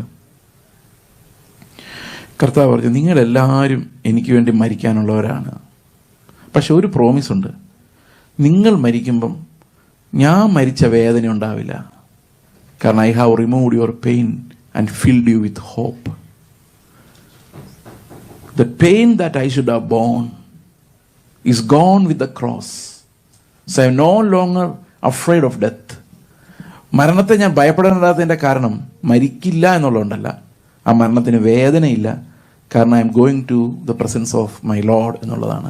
ദാറ്റ് വേദന, ദാറ്റ് പാപത്തിൻ്റെ ശിക്ഷയായ മരണം യേശു എനിക്ക് പകരം എടുത്തത് അന്നത്തെ നിശബ്ദതയിലൂടെയാണ്. നിശബ്ദനായിട്ട് അവൻ ഇരിക്കുമ്പോൾ എന്താ പറയുന്നറിയോ? രോമം കത്രിക്കുന്നവരുടെ ഇടയിൽ ആടിനെ എന്ന പോലെ he was becoming the lamb that bore the sin of the world. അതാണ് മിണ്ടാതിരുന്നത്. ആ മിണ്ടാതിരിക്കുമ്പോൾ ഹി വാസ് സാക്രിഫിഷ്യൽ ലാംബ്. അപ്പൊ അത്ര എനിക്ക് മനസ്സിലായി. ഞാൻ പറഞ്ഞു, സന്തോഷം കർത്താവേ. നിങ്ങൾക്കൊരു കാര്യം അറിയോ? 23 വർഷം കഴിഞ്ഞു. 23 ലോങ് ഇയേഴ്സ്. 23 അല്ല, 26 ഇയേഴ്സ് ആയി. 26 മേ ബി 25 ഇയേഴ്സ് ആവുന്നു. ഇന്നും എനിക്ക് സ്തോത്രം പറയാൻ നിൽക്കുമ്പോൾ ഓർമ്മ വരുന്നത് ഈ രക്ഷപ്പെടല. അല്ലാതെ ഇന്നലെ കർത്താവ് നടത്തിയത് മിനിയാൻ എന്നെ കൊണ്ടുവന്നതും തലേ ദിവസത്തെ തലവേദന മാറ്റി തന്നതും ഞാൻ ഓർക്കാറ് പോലുമില്ല.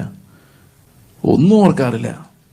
എനിക്ക് മിനിസ്ട്രി തന്നതോ, പിള്ളേരെ തന്നതോ, കുടുംബത്തെ തന്നതോ, ജോലിയില്ലല്ലോ, ജോലിയല്ല, ഇതാണല്ലോ പണി. അങ്ങനെയുള്ള ഒരു കാര്യം ഓർക്കാറില്ല.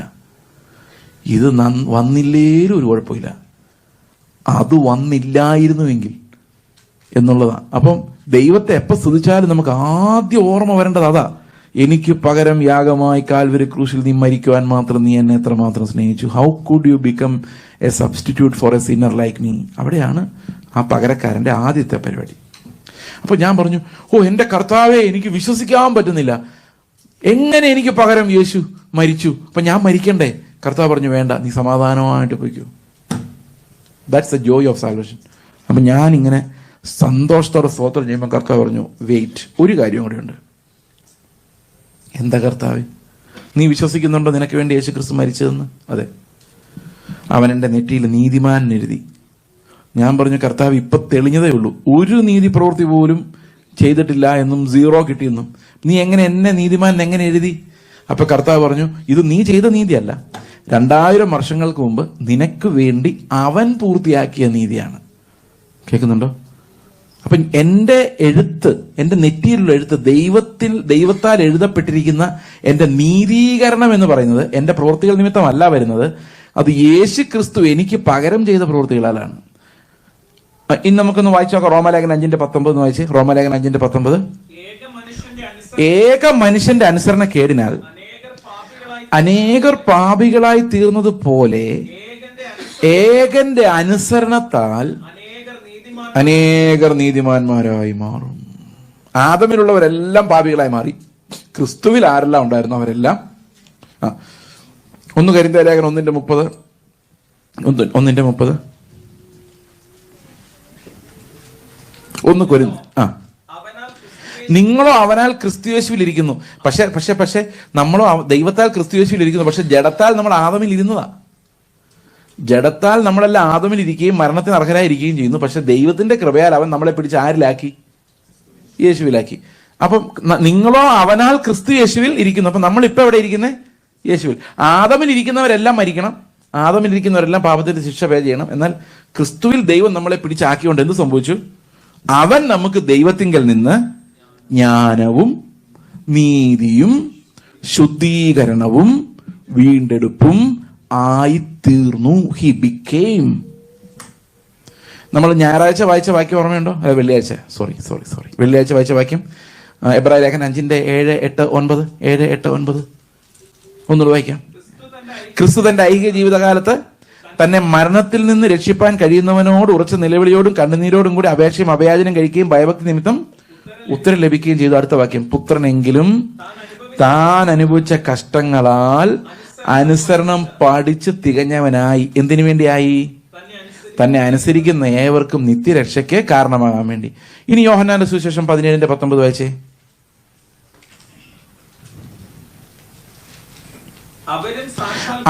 അവരെന്ന് പറയുന്ന ആരാന്ന് ഓർമ്മയുണ്ടോ? അത് നമ്മൾ ഞായറാഴ്ച കണ്ടതാ. അവരാരാ? ആരെല്ലാം അവനിൽ വിശ്വസിക്കുമോ അവർ. അത് 20-ാം വാക്യത്തിലുണ്ട് അവരാരാന്ന്. അവർ 19 വായിച്ചിട്ട് 20 വായിക്കാം. അവരും സാക്ഷാൽ വിശുദ്ധീകരിക്കപ്പെട്ടവരാകാൻ വേണ്ടി ഞാൻ അവർക്ക് പുതിയ കുറെ കൽപ്പനകൾ നൽകിയിട്ടുണ്ട് പിതാവേ. അങ്ങനെയാണോ എഴുതിയേക്കുന്നത്? അങ്ങനെയാണോ എഴുതിയേക്കുന്നത്? ഒന്ന് വെച്ചാൽ എങ്ങനെ എഴുതിയേക്കുന്നത്? അവരും സാക്ഷാൽ വിശുദ്ധീകരിക്കപ്പെട്ടവരാകേണ്ടതിന് ഞാൻ അവർക്ക് വേണ്ടി എന്നെ തന്നെ. ഇപ്പൊ കർത്താവ് എന്താ ചെയ്തത് എന്നെ വിശദീകരിക്കാൻ വേണ്ടി? നിങ്ങളുടെ വീട്ടിൽ എല്ലാം ആകെ കുളമായിരിക്കുമെന്ന് വിചാരിച്ചോ? ഇതിപ്പം ഇത് കളയണ്ട അല്ലേ? എന്തോ ഒരു എക്സാമ്പിൾ ആണ്. ഒരു സ്ക്വയർ ആയിട്ടുള്ളൊരു സാധനം ഇങ്ങനെ തേമ്പിയിരിക്കാന്ന് വിചാരിച്ചോ? മനസ്സിലായോ? തേമ്പിരിക്കുന്ന ആംഗിൾ എല്ലാം മാറിപ്പോയി അല്ലേ? ചില വലിയ ആംഗിളായി, കോണായി, ചെറിയ കോണായി അല്ലേ? മനസ്സിലായി? അതിനെ തേമ്പിരിക്കാന്ന് പറയുന്നത്. ഇതിൽ നിങ്ങളുടെ കുടുംബത്തിൽ ഇങ്ങനെ സ്ഥിതി എന്ന് വിചാരിച്ചോ? അപ്പനൊരു കോണുണ്ട്, മകൻ വേറെ ഓപ്പോസിറ്റ് കോണറിൽ ഇങ്ങനെ ആകെ കുളമായിരിക്കും എന്ന് വെച്ചോ. നന്നാക്കാൻ എന്ത് ചെയ്താമെന്നറിയോ? ഏതെങ്കിലും ഒരു കോണ് ശരിയാക്കിയാൽ മതി. ഏതെങ്കിലും ഒരു കോണ് ശരിയായി എന്ത് സംഭവിക്കും? എല്ലാം നോക്കണ്ട, ആലോചിച്ച് നോക്കിയേ. ഒരു സ്ക്വയറിൻ്റെ ഒരു കോൺ ശരിയാക്കിയാൽ ബാക്കിയെല്ലാം ഓട്ടോമാറ്റിക്കലി ശരിയാവോ? നിങ്ങൾ വീട്ടിൽ പോയി ട്രൈ ചെയ്ത് നോക്കിയാൽ മതി കേട്ടോ. ഒരു കോൾഗേറ്റിൻ്റെ എന്തിൻ്റെലും കൂടെ എടുത്തിട്ട് ഇങ്ങനെ പകുതി അങ്ങോട്ട് ഒന്ന് തള്ളുക. ഓക്കെ, അപ്പോൾ സ്ക്വയർ അങ്ങ് പോയി വല്ലാത്തൊരു ഷേപ്പായിട്ട് കിട്ടും. പാരലോഗ്രാമോ നിർബന്ധമില്ല, പാരലോഗ്രാം അത് തന്നെ കറക്റ്റ് പാരലോഗ്രാമായിട്ട് കിട്ടും. അതിനെ അപ്പോൾ ആംഗിളെല്ലാം മാറിപ്പോവും. നേരെയാക്കാൻ എന്ത് ചെയ്താൽ മതി? ഏതെങ്കിലും ഓരോ ആംഗിൾ ശരിയാക്കിയാൽ മതി. ട്രൈ ചെയ്ത് നോക്കിയാൽ മതി. അപ്പോൾ ബാക്കിയെല്ലാം ശരിയാവൂലേ എന്ന് പറഞ്ഞാൽ നമ്മളെല്ലാം വിശദീകരിക്കാൻ വേണ്ടി കർത്താവ് എന്താ ചെയ്തേ? അവൻ അങ്ങ് വിശദീകരിക്കും. അപ്പോൾ എന്ത് സംഭവിച്ചു? അവനുള്ളവരെല്ലാം അങ്ങനെയല്ലേ? അപ്പം ഈ നീതിയും വിശുദ്ധിയും തേജസ്സും ജ്ഞാനവും എല്ലാം മനുഷ്യനുണ്ടാക്കുന്നതല്ല, അത് ആരുണ്ടാക്കി വെച്ചേക്കുന്നതാ? യേശുവിൻ്റെ സമ്പാദ്യമാണ്. ആ സമ്പാദ്യം എങ്ങനെ നമ്മളിലേക്ക് വരുന്നതെന്നറിയോ? ആത്മാവിനെ അനുസരിച്ച് നടക്കുന്നവർക്ക് ഈ സമ്പാദ്യമാണ് അവരെ നീതീകരിക്കുകയും വിശദീകരിക്കുകയൊക്കെ ചെയ്യുന്നത്, നമ്മുടെ പ്രവൃത്തികളല്ല. ഇത് മനസ്സിലാക്കാൻ അത്ര എളുപ്പമല്ല, ഞാനത് ഇപ്പം വിശദീകരിക്കാൻ പോവാം. അത് വിശദീകരിക്കണമെങ്കിൽ നമുക്ക് 4ാമത്തെ ലൊക്കേഷൻ, പാപത്തിന്റെ 4ാമത്തെ ലൊക്കേഷൻ കണ്ടുപിടിക്കണം. എത്ര ലൊക്കേഷൻ ഇന്നലെ പറഞ്ഞു? 3. എന്തൊക്കെയായിരുന്നു? ഫലം, അത് പ്രവൃത്തികൾ. പിന്നെ വൃക്ഷം, അത് ചിന്തകൾ. വേര്, അത് നമ്മുടെ ശരീരത്തിലെ വികാരങ്ങൾ. അതിൽ നിന്നാണ് ഇതെല്ലാം ഉത്ഭവിക്കുന്നത്. ഇനി 4ാമത്തെ ലൊക്കേഷൻ എവിടെ ആയിരിക്കും? വേര് കഴിഞ്ഞാൽ പിന്നെ വേറെ എന്തെങ്കിലും ഉണ്ടോ? ഇനി പ്രവൃത്തികൾ മോശമാണെന്ന് ആരാ നമുക്ക് പറഞ്ഞു തരുന്നേ? നാട്ടുകാർ പറഞ്ഞു തന്നോളൂ, അല്ലെ പോലീസുകാർ പറഞ്ഞു എൻ്റെ പ്രവൃത്തി ശരിയല്ല. ഒന്ന് നാട്ടുകാർ പറഞ്ഞു തരല്ലേ, അയൽവക്കാർ പറഞ്ഞു തരല്ലേ, പോലീസ് പറഞ്ഞു തരും. ചിന്തകൾ ശരിയല്ലെന്ന് ആരാ നമുക്ക് പറഞ്ഞു തരുന്നേ? ആരാ പറഞ്ഞു തരുന്നേ? നമ്മുടെ മനസ്സാക്ഷിയാണ്. കാരണം നമുക്കറിയാം നമ്മുടെ ചിന്തകൾ എങ്ങനെ കിടക്കുന്നു. ഒരു ദിവസം ചിന്തകളെല്ലാം കൂടെ ഒന്ന് റെക്കോർഡ് ചെയ്ത് നോക്കി, ആകെ പ്രശ്നമാണ്, നമുക്കറിയാം. ഇനി 3, ശരീരത്തിൻ്റെ ഭാഗത്ത് ഹോർമോണുകൾ, വികാരങ്ങളിലാണ് ഈ പാപം എന്നുള്ളത് ആരാ കാണിച്ചു തന്നേക്കുന്നത്? ആരാ? ആത്മാവല്ല, വചനം, ന്യായപ്രമാണം അല്ലേ? ന്യായപ്രമാണം വായിച്ചപ്പോഴാണ് എനിക്ക് മനസ്സിലാകുന്നത്, അയ്യോ ഞാൻ അരിഷ്ട മനുഷ്യൻ. പൗലോസ് അപ്പം ന്യായപ്രമാണം ഉള്ളവരുടെ ഗുണം എന്താ? ന്യായപ്രമാണം ഇല്ലാത്തവർക്ക് ന്യായപ്രമാണം ഉള്ളവർക്ക് ഒരു ഗുണമുണ്ട്. എന്താണെന്നറിയോ? ന്യായപ്രമാണം ഒരിക്കലും കേട്ടിട്ടില്ലാത്ത, സുവിശേഷം കേട്ടില്ലാത്ത ആൾക്കാർ നരകത്തിൽ പോകുമ്പം എന്തിനാ പോയെന്ന് അറിയാൻ മേല. പക്ഷേ ന്യായപ്രമാണം കയ്യിലുള്ളവർക്ക് എത്ര മാർക്ക് കിട്ടിയെന്നറിയാം. 0 കിട്ടിയത് എങ്ങനെയാണെന്നറിയാം. അത്രയേ ഉള്ളൂ വ്യത്യാസം, പ്രയോജനം. 2 പിള്ളേരെ തോറ്റു, 2 പേർക്ക് 0. ഒരുത്തൻ മാർക്ക് ലിസ്റ്റ് എടുപ്പിച്ച് നോക്കി, അതാണ് ന്യായപ്രമാണം. മറ്റൊന്നും നോക്കിയില്ല, അത്രയേ ഉള്ളൂ. മനസ്സിലായോ? ഇതാണ് അത് തമ്മിലുള്ള വ്യത്യാസം. ഓക്കെ, അപ്പോൾ ഇനി ഇത് നമ്മുടെ നിയമമാണ് കാണിച്ചു തരുന്നത്. പാപിയാണ് ഞാൻ, എൻ്റെ ശരീരത്തിൽ പാപമുണ്ട്, ഇതനുസരിച്ച് പൂർത്തിയാക്കാൻ പറ്റുന്നില്ല. കർത്താവ് പറയാണ്, നീ എന്നെ മരണം വരെ സ്നേഹിക്കണം. എനിക്ക് പറ്റില്ല എന്ന് എനിക്ക് മനസ്സിലായത് ആ കൽപ്പന കേട്ടപ്പോഴാണ് അല്ലേ? ഇപ്പം ന്യായപ്രമാണം എന്നെ എന്താക്കി? പ്രമാണം വരുന്നവരെ ഞാൻ നല്ല മിടുക്കനായിരുന്നു. പ്രമാണം വന്നപ്പം ഇത്തിരി മുമ്പ് ഞാൻ ആദ്യം പറഞ്ഞില്ലേ, ആരെങ്കിലും പുതിയ അനുസരിച്ചിട്ടുണ്ടോ എന്ന് ചോദിച്ചില്ലേ? അതുവരെ എല്ലാം മിടുക്കന്മാരായിരുന്നല്ലോ, 34, 33 മേടിച്ചവരായിരുന്നല്ലോ. അത് കഴിഞ്ഞാൽ നിയമങ്ങൾ വായിച്ചു കഴിഞ്ഞപ്പോൾ എല്ലാവരും ദരിദ്രരായി പോയില്ലേ? അല്ലേ? അതാ യേശു ക്രിസ്തു ഗിരിപ്രഭാഷണം പറയാൻ നേരത്തെ ആദ്യം പറഞ്ഞത് എന്താ പറഞ്ഞത്? ആത്മാവിൽ ദരിദ്രരായവർ ഭാഗ്യം. ലോകത്തിലെ ഏത് മനുഷ്യന്റെ നീതി കണ്ടാലും നിങ്ങൾക്ക് ഇത്രയും ദാരിദ്ര്യം തോന്നുന്നില്ല. പക്ഷെ യേശുവിന്റെ നീതി നിങ്ങൾ വായിച്ചാൽ നിങ്ങൾ ഉറപ്പായിട്ടും മുട്ടുകുത്തി അയ്യോ കർത്താവെ നിലവിളിച്ചു പോവും. അങ്ങനെ നിലവിളിച്ചു പോകുന്നില്ലെങ്കിൽ യു ആർ മിസ്ഗൈഡഡ്. ഓക്കെ. അപ്പോൾ ഇനി നാലാമത്തെ പാപം ആണ് നമ്മൾ കഴിഞ്ഞ ദിവസം കണ്ട ആത്മാവിന്റെ വെളിപ്പെടുത്തൽ. ആത്മാവ് നമ്മൾ ബോധ്യം വരുത്തുന്നത് എന്തിനെക്കുറിച്ചെന്നറിയോ? ഈ 3 കാര്യങ്ങളെക്കുറിച്ചും അല്ല, 4ാമത്തെ ഒരു പാപത്തെക്കുറിച്ചാണ് ആത്മാവ് ബോധ്യപ്പെടുത്തുന്നത്. അതെന്താണ്? ആർക്ക് പറയാം? ഓർമ്മയെന്ന് പറയാം. ഞാൻ പറഞ്ഞതാ. ആരോ പറഞ്ഞു? അവിശ്വാസം എന്ന പാപം, unbelief. John chapter 16 verse 8 and 9 നമ്മൾ വായിക്കുകയും ചെയ്തായിരുന്നു. John chapter 16 verse 8 and 9. അവൻ വന്ന് പാപത്തെക്കുറിച്ചും നീതിയെക്കുറിച്ചും ന്യായവിധിയെക്കുറിച്ച് ലോകത്തിന് ബോധം വരുത്തും. എന്തുകൊണ്ട്? പാപത്തെക്കുറിച്ച്. അവർ എന്നിൽ വിശ്വസിക്കായക കൊണ്ട് പാപത്തെക്കുറിച്ച്. അപ്പം പാപത്തിന്റെ 4ാമത്തെ തലമെന്ന് പറയുന്നത് ക്രിസ്തുവിന്റെ വാക്കുകളിലുള്ള നമ്മുടെ അവിശ്വാസമാണ്. We don't believe him. അതാണ് അവിശ്വാസം, പാപം. 4th sin. ഈ സിൻ മാത്രം നമുക്ക് വഴിയിലൊരു പോലീസുകാരൻ തടഞ്ഞു നിർത്തിയിട്ടേ ചേച്ചി ഇത്തിരി അവിശ്വാസം ഉണ്ട് കേട്ടോ എന്ന് പറയാൻ പറ്റില്ല. എൻ്റെ അടുത്തിരിക്കുന്നവർക്ക് പറയാൻ പറ്റില്ല, നാട്ടുകാർക്ക് പറയാൻ പറ്റില്ല, ആർക്കും പറയാൻ പറ്റില്ല. ആത്മാവിന് മാത്രമേ കാണിച്ചു തരാൻ പറ്റുള്ളൂ. ആത്മാവ് നിങ്ങളുടെ ഉള്ളിൽ പ്രവർത്തിക്കുന്നുണ്ടെങ്കിൽ നിങ്ങളുടെ വിശ്വാസം എങ്ങനെയുണ്ട് എന്ന് വിലയിരുത്താൻ അത് നിങ്ങളെ സഹായിക്കും. എന്താണ് വിശ്വാസം? What is faith? വിശ്വാസം 2 തരമുണ്ട്. ഒന്ന് കേട്ട് കേൾവിയാൽ വരുന്ന വിശ്വാസം. ശ്രദ്ധിക്കണേ, കേട്ട് കേൾവിയാൽ വരുന്ന വിശ്വാസം. ഇത് ലോകത്തിലുള്ള എല്ലാ മനുഷ്യർക്കും ഉണ്ട്. ഞങ്ങളുടെ മതത്തിലെ ദൈവം ഞങ്ങളെ സഹായിക്കും, ഇല്ലേ? എല്ലാ മതത്തിലും ഉണ്ടല്ലേ? ഈ കഴിഞ്ഞ ദിവസം ഒരു ഡോക്ടർ ബ്രസീലിൽ നിന്ന് വന്നേക്കാണ്. ശബരിമല അയ്യപ്പൻ അദ്ദേഹത്തിന് ത്രോട്ട് ക്യാൻസർ മാറ്റി കൊടുത്തു. ഒരു നേഴ്സ് പറഞ്ഞാണ്, ഞങ്ങളുടെ നാട്ടിലൊരു അയ്യപ്പനുണ്ട്, പ്രാർത്ഥിച്ചാൽ ത്രോട്ട് ക്യാൻസർ മാറും. ഈ ഡോക്ടർ ത്രോട്ട് ക്യാൻസർ മാറിയിട്ട് ഇരുമുടിക്കെട്ടുമായിട്ട് ശബരിമല വന്നേക്കുന്ന ഫോട്ടോ പത്രത്തിൽ വന്നു. നിങ്ങൾ എത്ര പേര് കണ്ടെന്ന് എനിക്കറിയാൻ മേല, ഞാൻ കണ്ടു. വിശ്വാസമാണ്, എല്ലായിടത്തും ഉണ്ട്. കാര്യം സാധിക്കും, എൻ്റെ അവസ്ഥകൾക്ക് മാറ്റം വരും, എന്നെ ഇവൻ അനുഗ്രഹിക്കും, എൻ്റെ തലമുറകൾ നന്നാവും. ഇതെല്ലാം എല്ലാ മതങ്ങളിലും ഉണ്ട്. വേളാങ്കണ്ണിൽ ആൾക്കാർ എന്തിനു പോകുന്ന നിങ്ങൾ വിചാരിച്ചിരിക്കുന്നത്? അവിടെ കടൽ കാണാൻ പോകുന്നതാണ്, കാര്യം നടക്കാൻ പോകുന്നതാണ്, കേട്ടുകേൾവിയാ. ചിലർ പറയും, ഹിന്ദുക്കളാണെങ്കിൽ പറയും അവിടെ ഒരു ഒരു എന്താ പറയുക, മാജീഷ്യൻ, മന്ത്രവാദിയുണ്ട്, അയാൾ വന്ന് മന്ത്രം ചെയ്താൽ ഈ പ്രശ്നങ്ങൾ മാറും. കത്തോലിക്കർ തന്നെ പറയും നിങ്ങൾ എടത്തുവ പള്ളിയിൽ പോയി നേഴഞ്ഞാൽ മതി, മാറും. ഓർത്തഡോക്സുകാരാണെങ്കിൽ പറയും മണർകാട് പള്ളിയിൽ, യാക്കോബക്കാർ ബാവ കശിക്കാരുടെയാണത്, മണർകാട് പള്ളിയിൽ പോയി മണിയടിച്ചാൽ മതി, അത് മാറും. അവിടെയുണ്ട് മുങ്ങിക്കുളി പരിപാടികളെല്ലാം. ഈ പെന്തക്കോസുകാർ പറയുന്നത് എങ്ങനെയാണെന്നറിയാം? അവിടെ ഒരു പാസ്റ്റർ ഉണ്ട്, ആ പാസ്റ്റർ പ്രാർത്ഥിച്ചാൽ മാറും. ദിവ്യശക്തിയുള്ള പാസ്റ്റർമാരാണ്. പണ്ട് അടുത്തിടെ ഒരു മനുഷ്യൻ പറഞ്ഞ, കത്തോലിക്ക സഭ മരിച്ചുപോയ വിശുദ്ധന്മാരെയും കൊണ്ട് ഊടായ്പ നടത്തുമ്പോൾ പെന്തക്കോസുകാർ ജീവിച്ചിരിക്കുന്ന പാസ്റ്റർമാരെ വെച്ച് ഊടായ്പ നടത്തുന്നു. പ്രിയ സഹോദരങ്ങളെ, ഇത് ഈ വിശ്വാസം എന്ന് പറയുന്നത് കാര്യസാധ്യതയുള്ള വിശ്വാസം. അതായത് അവസ്ഥകൾക്ക് മാറ്റം വരുത്തും, എൻ്റെ ജോലി ഇമ്പ്രൂവ്മെൻ്റ് വരും, പ്രൊമോഷൻ വരും, ഇങ്ങനെയുള്ള ഫെയ്ത്തുകളെല്ലാം കോമൺ ഫെയ്ത്താണ്. അത് ആത്മാവ് തരുന്നതല്ല, അത് നമുക്ക് ഈ ലോകത്തിൽ നിന്ന് ലഭിക്കുന്നതാണ്. അത് യേശു മരിക്കുന്നതിന് മുമ്പ് തന്നെ ആ ഫെയ്ത്ത് ഉണ്ട്. ആത്മാവ് വരുന്നതിന് മുമ്പ് തന്നെ ആ ഫെയ്ത്ത് ഉണ്ട്. ഒത്തിരി പേര് യേശുവിൽ വിശ്വസിച്ചായിരുന്നു, യേശുവിൻ്റെ പ്രശ്നങ്ങൾ മാറ്റും. അവർ ഏലീശയുടെ കാലത്തും അങ്ങനെയുള്ള അത്ഭുതങ്ങൾ നടക്കുന്നുള്ള വിശ്വാസം ഉണ്ടായിരുന്നു. നയമാൻ എന്ന് പറഞ്ഞൊരു കുഷ്ഠരോഗി സൗഖ്യമായി നമുക്കറിയാം. ഇതെല്ലാം ഓൾഡ് ടെസ്റ്റ്മെന്റ് തൊട്ട് പണ്ട് തൊട്ടേ ഉണ്ട്. ആത്മാവ് നമ്മുടെ ഉള്ളിൽ തരുന്ന ഒരു വിശ്വാസം അല്ലത്. ഞങ്ങൾ മിഷണറിമാരായിരിക്കുമ്പോൾ ഞങ്ങളുടെ വിശ്വാസ ജീവിതം എന്തായിരുന്നു പറയട്ടെ? അത് ഭയങ്കര സീക്രട്ടാണ്, ആരോടും പറയരുത്. അതായത് ഞങ്ങൾ മിഷണറിമാരുടെ ആൾക്കാരായിരിക്കും. 10 വർഷം ഞാൻ മിഷണറി ആയിരുന്നു ആന്ധ്രാപ്രദേശിൽ. അപ്പം നിങ്ങൾ എങ്ങനെയാണ് ജീവിക്കുന്നത് പറയും, വിശ്വാസത്തല്ല ബ്രദറെ എന്ന് പറഞ്ഞ അർത്ഥം എന്താണെന്ന് വെച്ച് കഴിഞ്ഞാൽ, എന്താ അർത്ഥം? സ്ഥിര വരുമാനമില്ല, ദൈവം നിങ്ങളുടെ ആവശ്യങ്ങൾ മീറ്റ് ചെയ്യും, ഇതാണ് വിശ്വാസ ജീവിതം എന്നാണ് നമ്മൾ വിചാരിച്ചിരിക്കുന്നത്.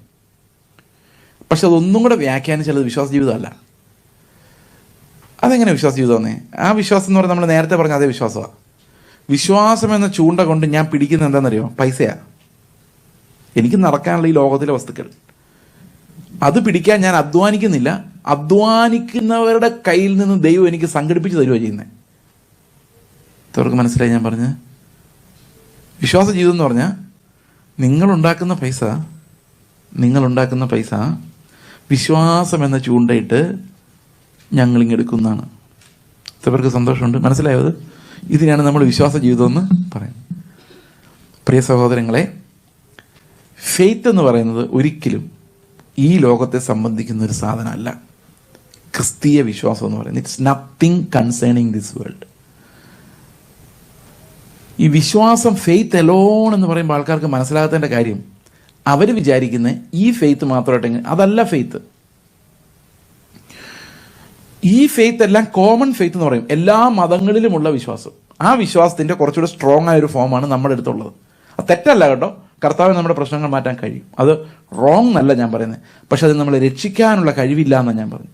ഫോർ എക്സാമ്പിൾ, എനിക്ക് തലവേദനയുണ്ട്, മാറും എന്ന് ഞാൻ വിശ്വസിക്കുന്നു. എൻ്റെ കർത്താവ് എനിക്ക് സൗഖ്യമാക്കി തരും, സൗഖ്യമാക്കി തരും, സൗഖ്യമാക്കി തരും. അത്രയേ ഉള്ളൂ. ഇത്രയുടെ വിശദീകരിക്കാം.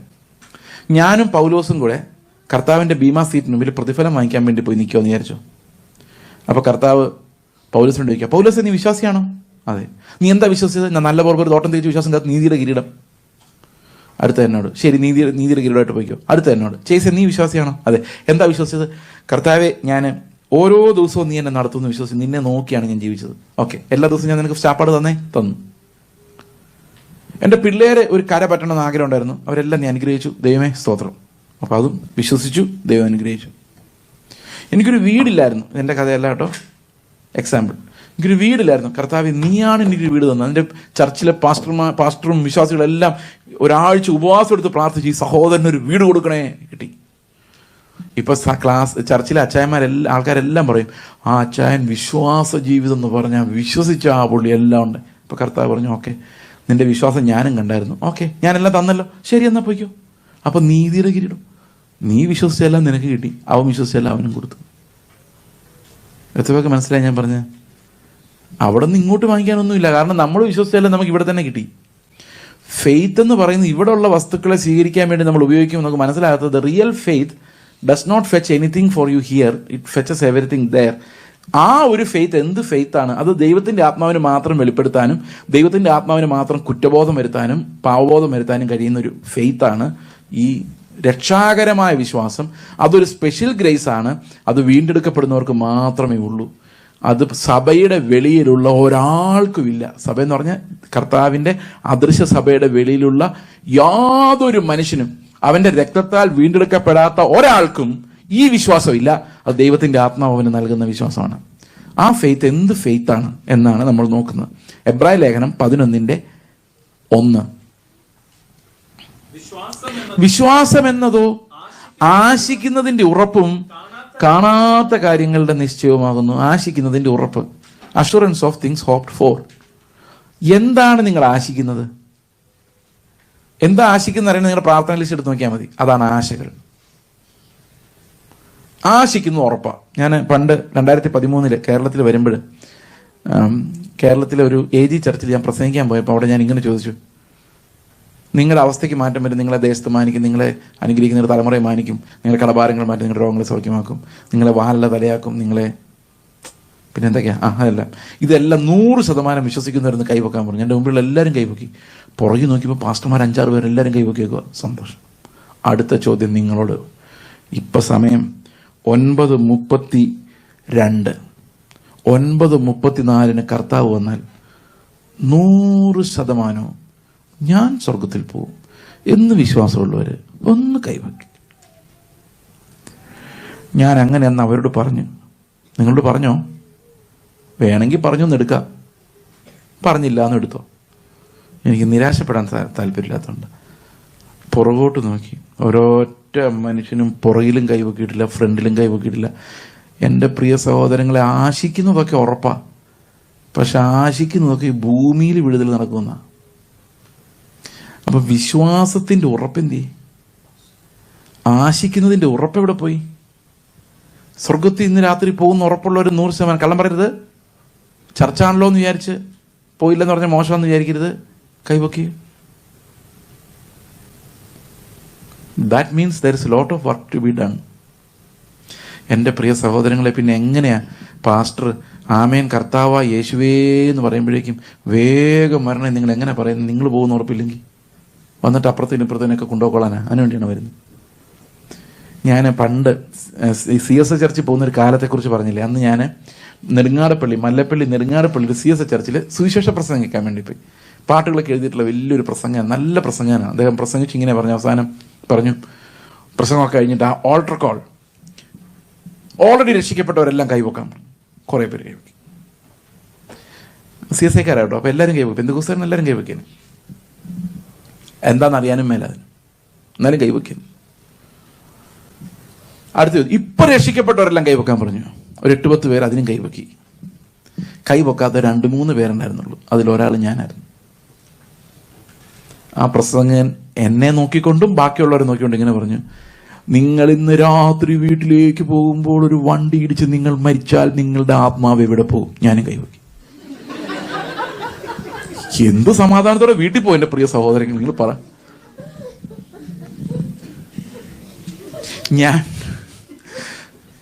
ഞാൻ ഇന്ന് ഓർക്കും, ഇന്നലെ കിടന്നപ്പോൾ ഓർത്തു, കർത്താവേ നിത്യജീവന്റെ ഉറപ്പ് എനിക്ക് തന്നതിനായിട്ട് സ്തോത്രം. അല്ലെങ്കിൽ ഉറങ്ങിക്കിടക്കുമ്പോൾ ഒരു ശ്വാസം പോയിട്ട് അടുത്ത ശ്വാസം വന്നില്ലെങ്കിൽ ഞാൻ എന്ത് ചെയ്യും? ഉറപ്പില്ല. നിങ്ങൾ എങ്ങനെ ഉറങ്ങുന്നത്? എനിക്ക് ഒരു പിടിയും കിട്ടുന്നില്ല. എന്ത് ഈസിയായിട്ട് നിങ്ങൾ ഉറപ്പില്ലെന്ന് പറഞ്ഞത്?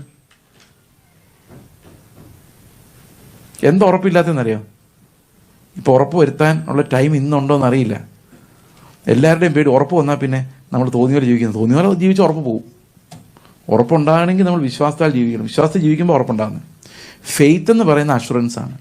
എൻ്റെ ഭാര്യ എനിക്ക് നല്ല വിശ്വാസം കേട്ടോ, പക്ഷെ അത്ര ഉറപ്പില്ല എന്ന് പറഞ്ഞാൽ എങ്ങനെ ഉണ്ടാവും? വിശ്വാസം ഉണ്ടോ ഇല്ലയോ? വിശ്വാസം എന്ന് പറയുന്ന സാധനത്തിന് ഒരു ചെറിയ ഉലച്ചിൽ വന്നാൽ പിന്നെ അതില്ലെന്നർത്ഥം.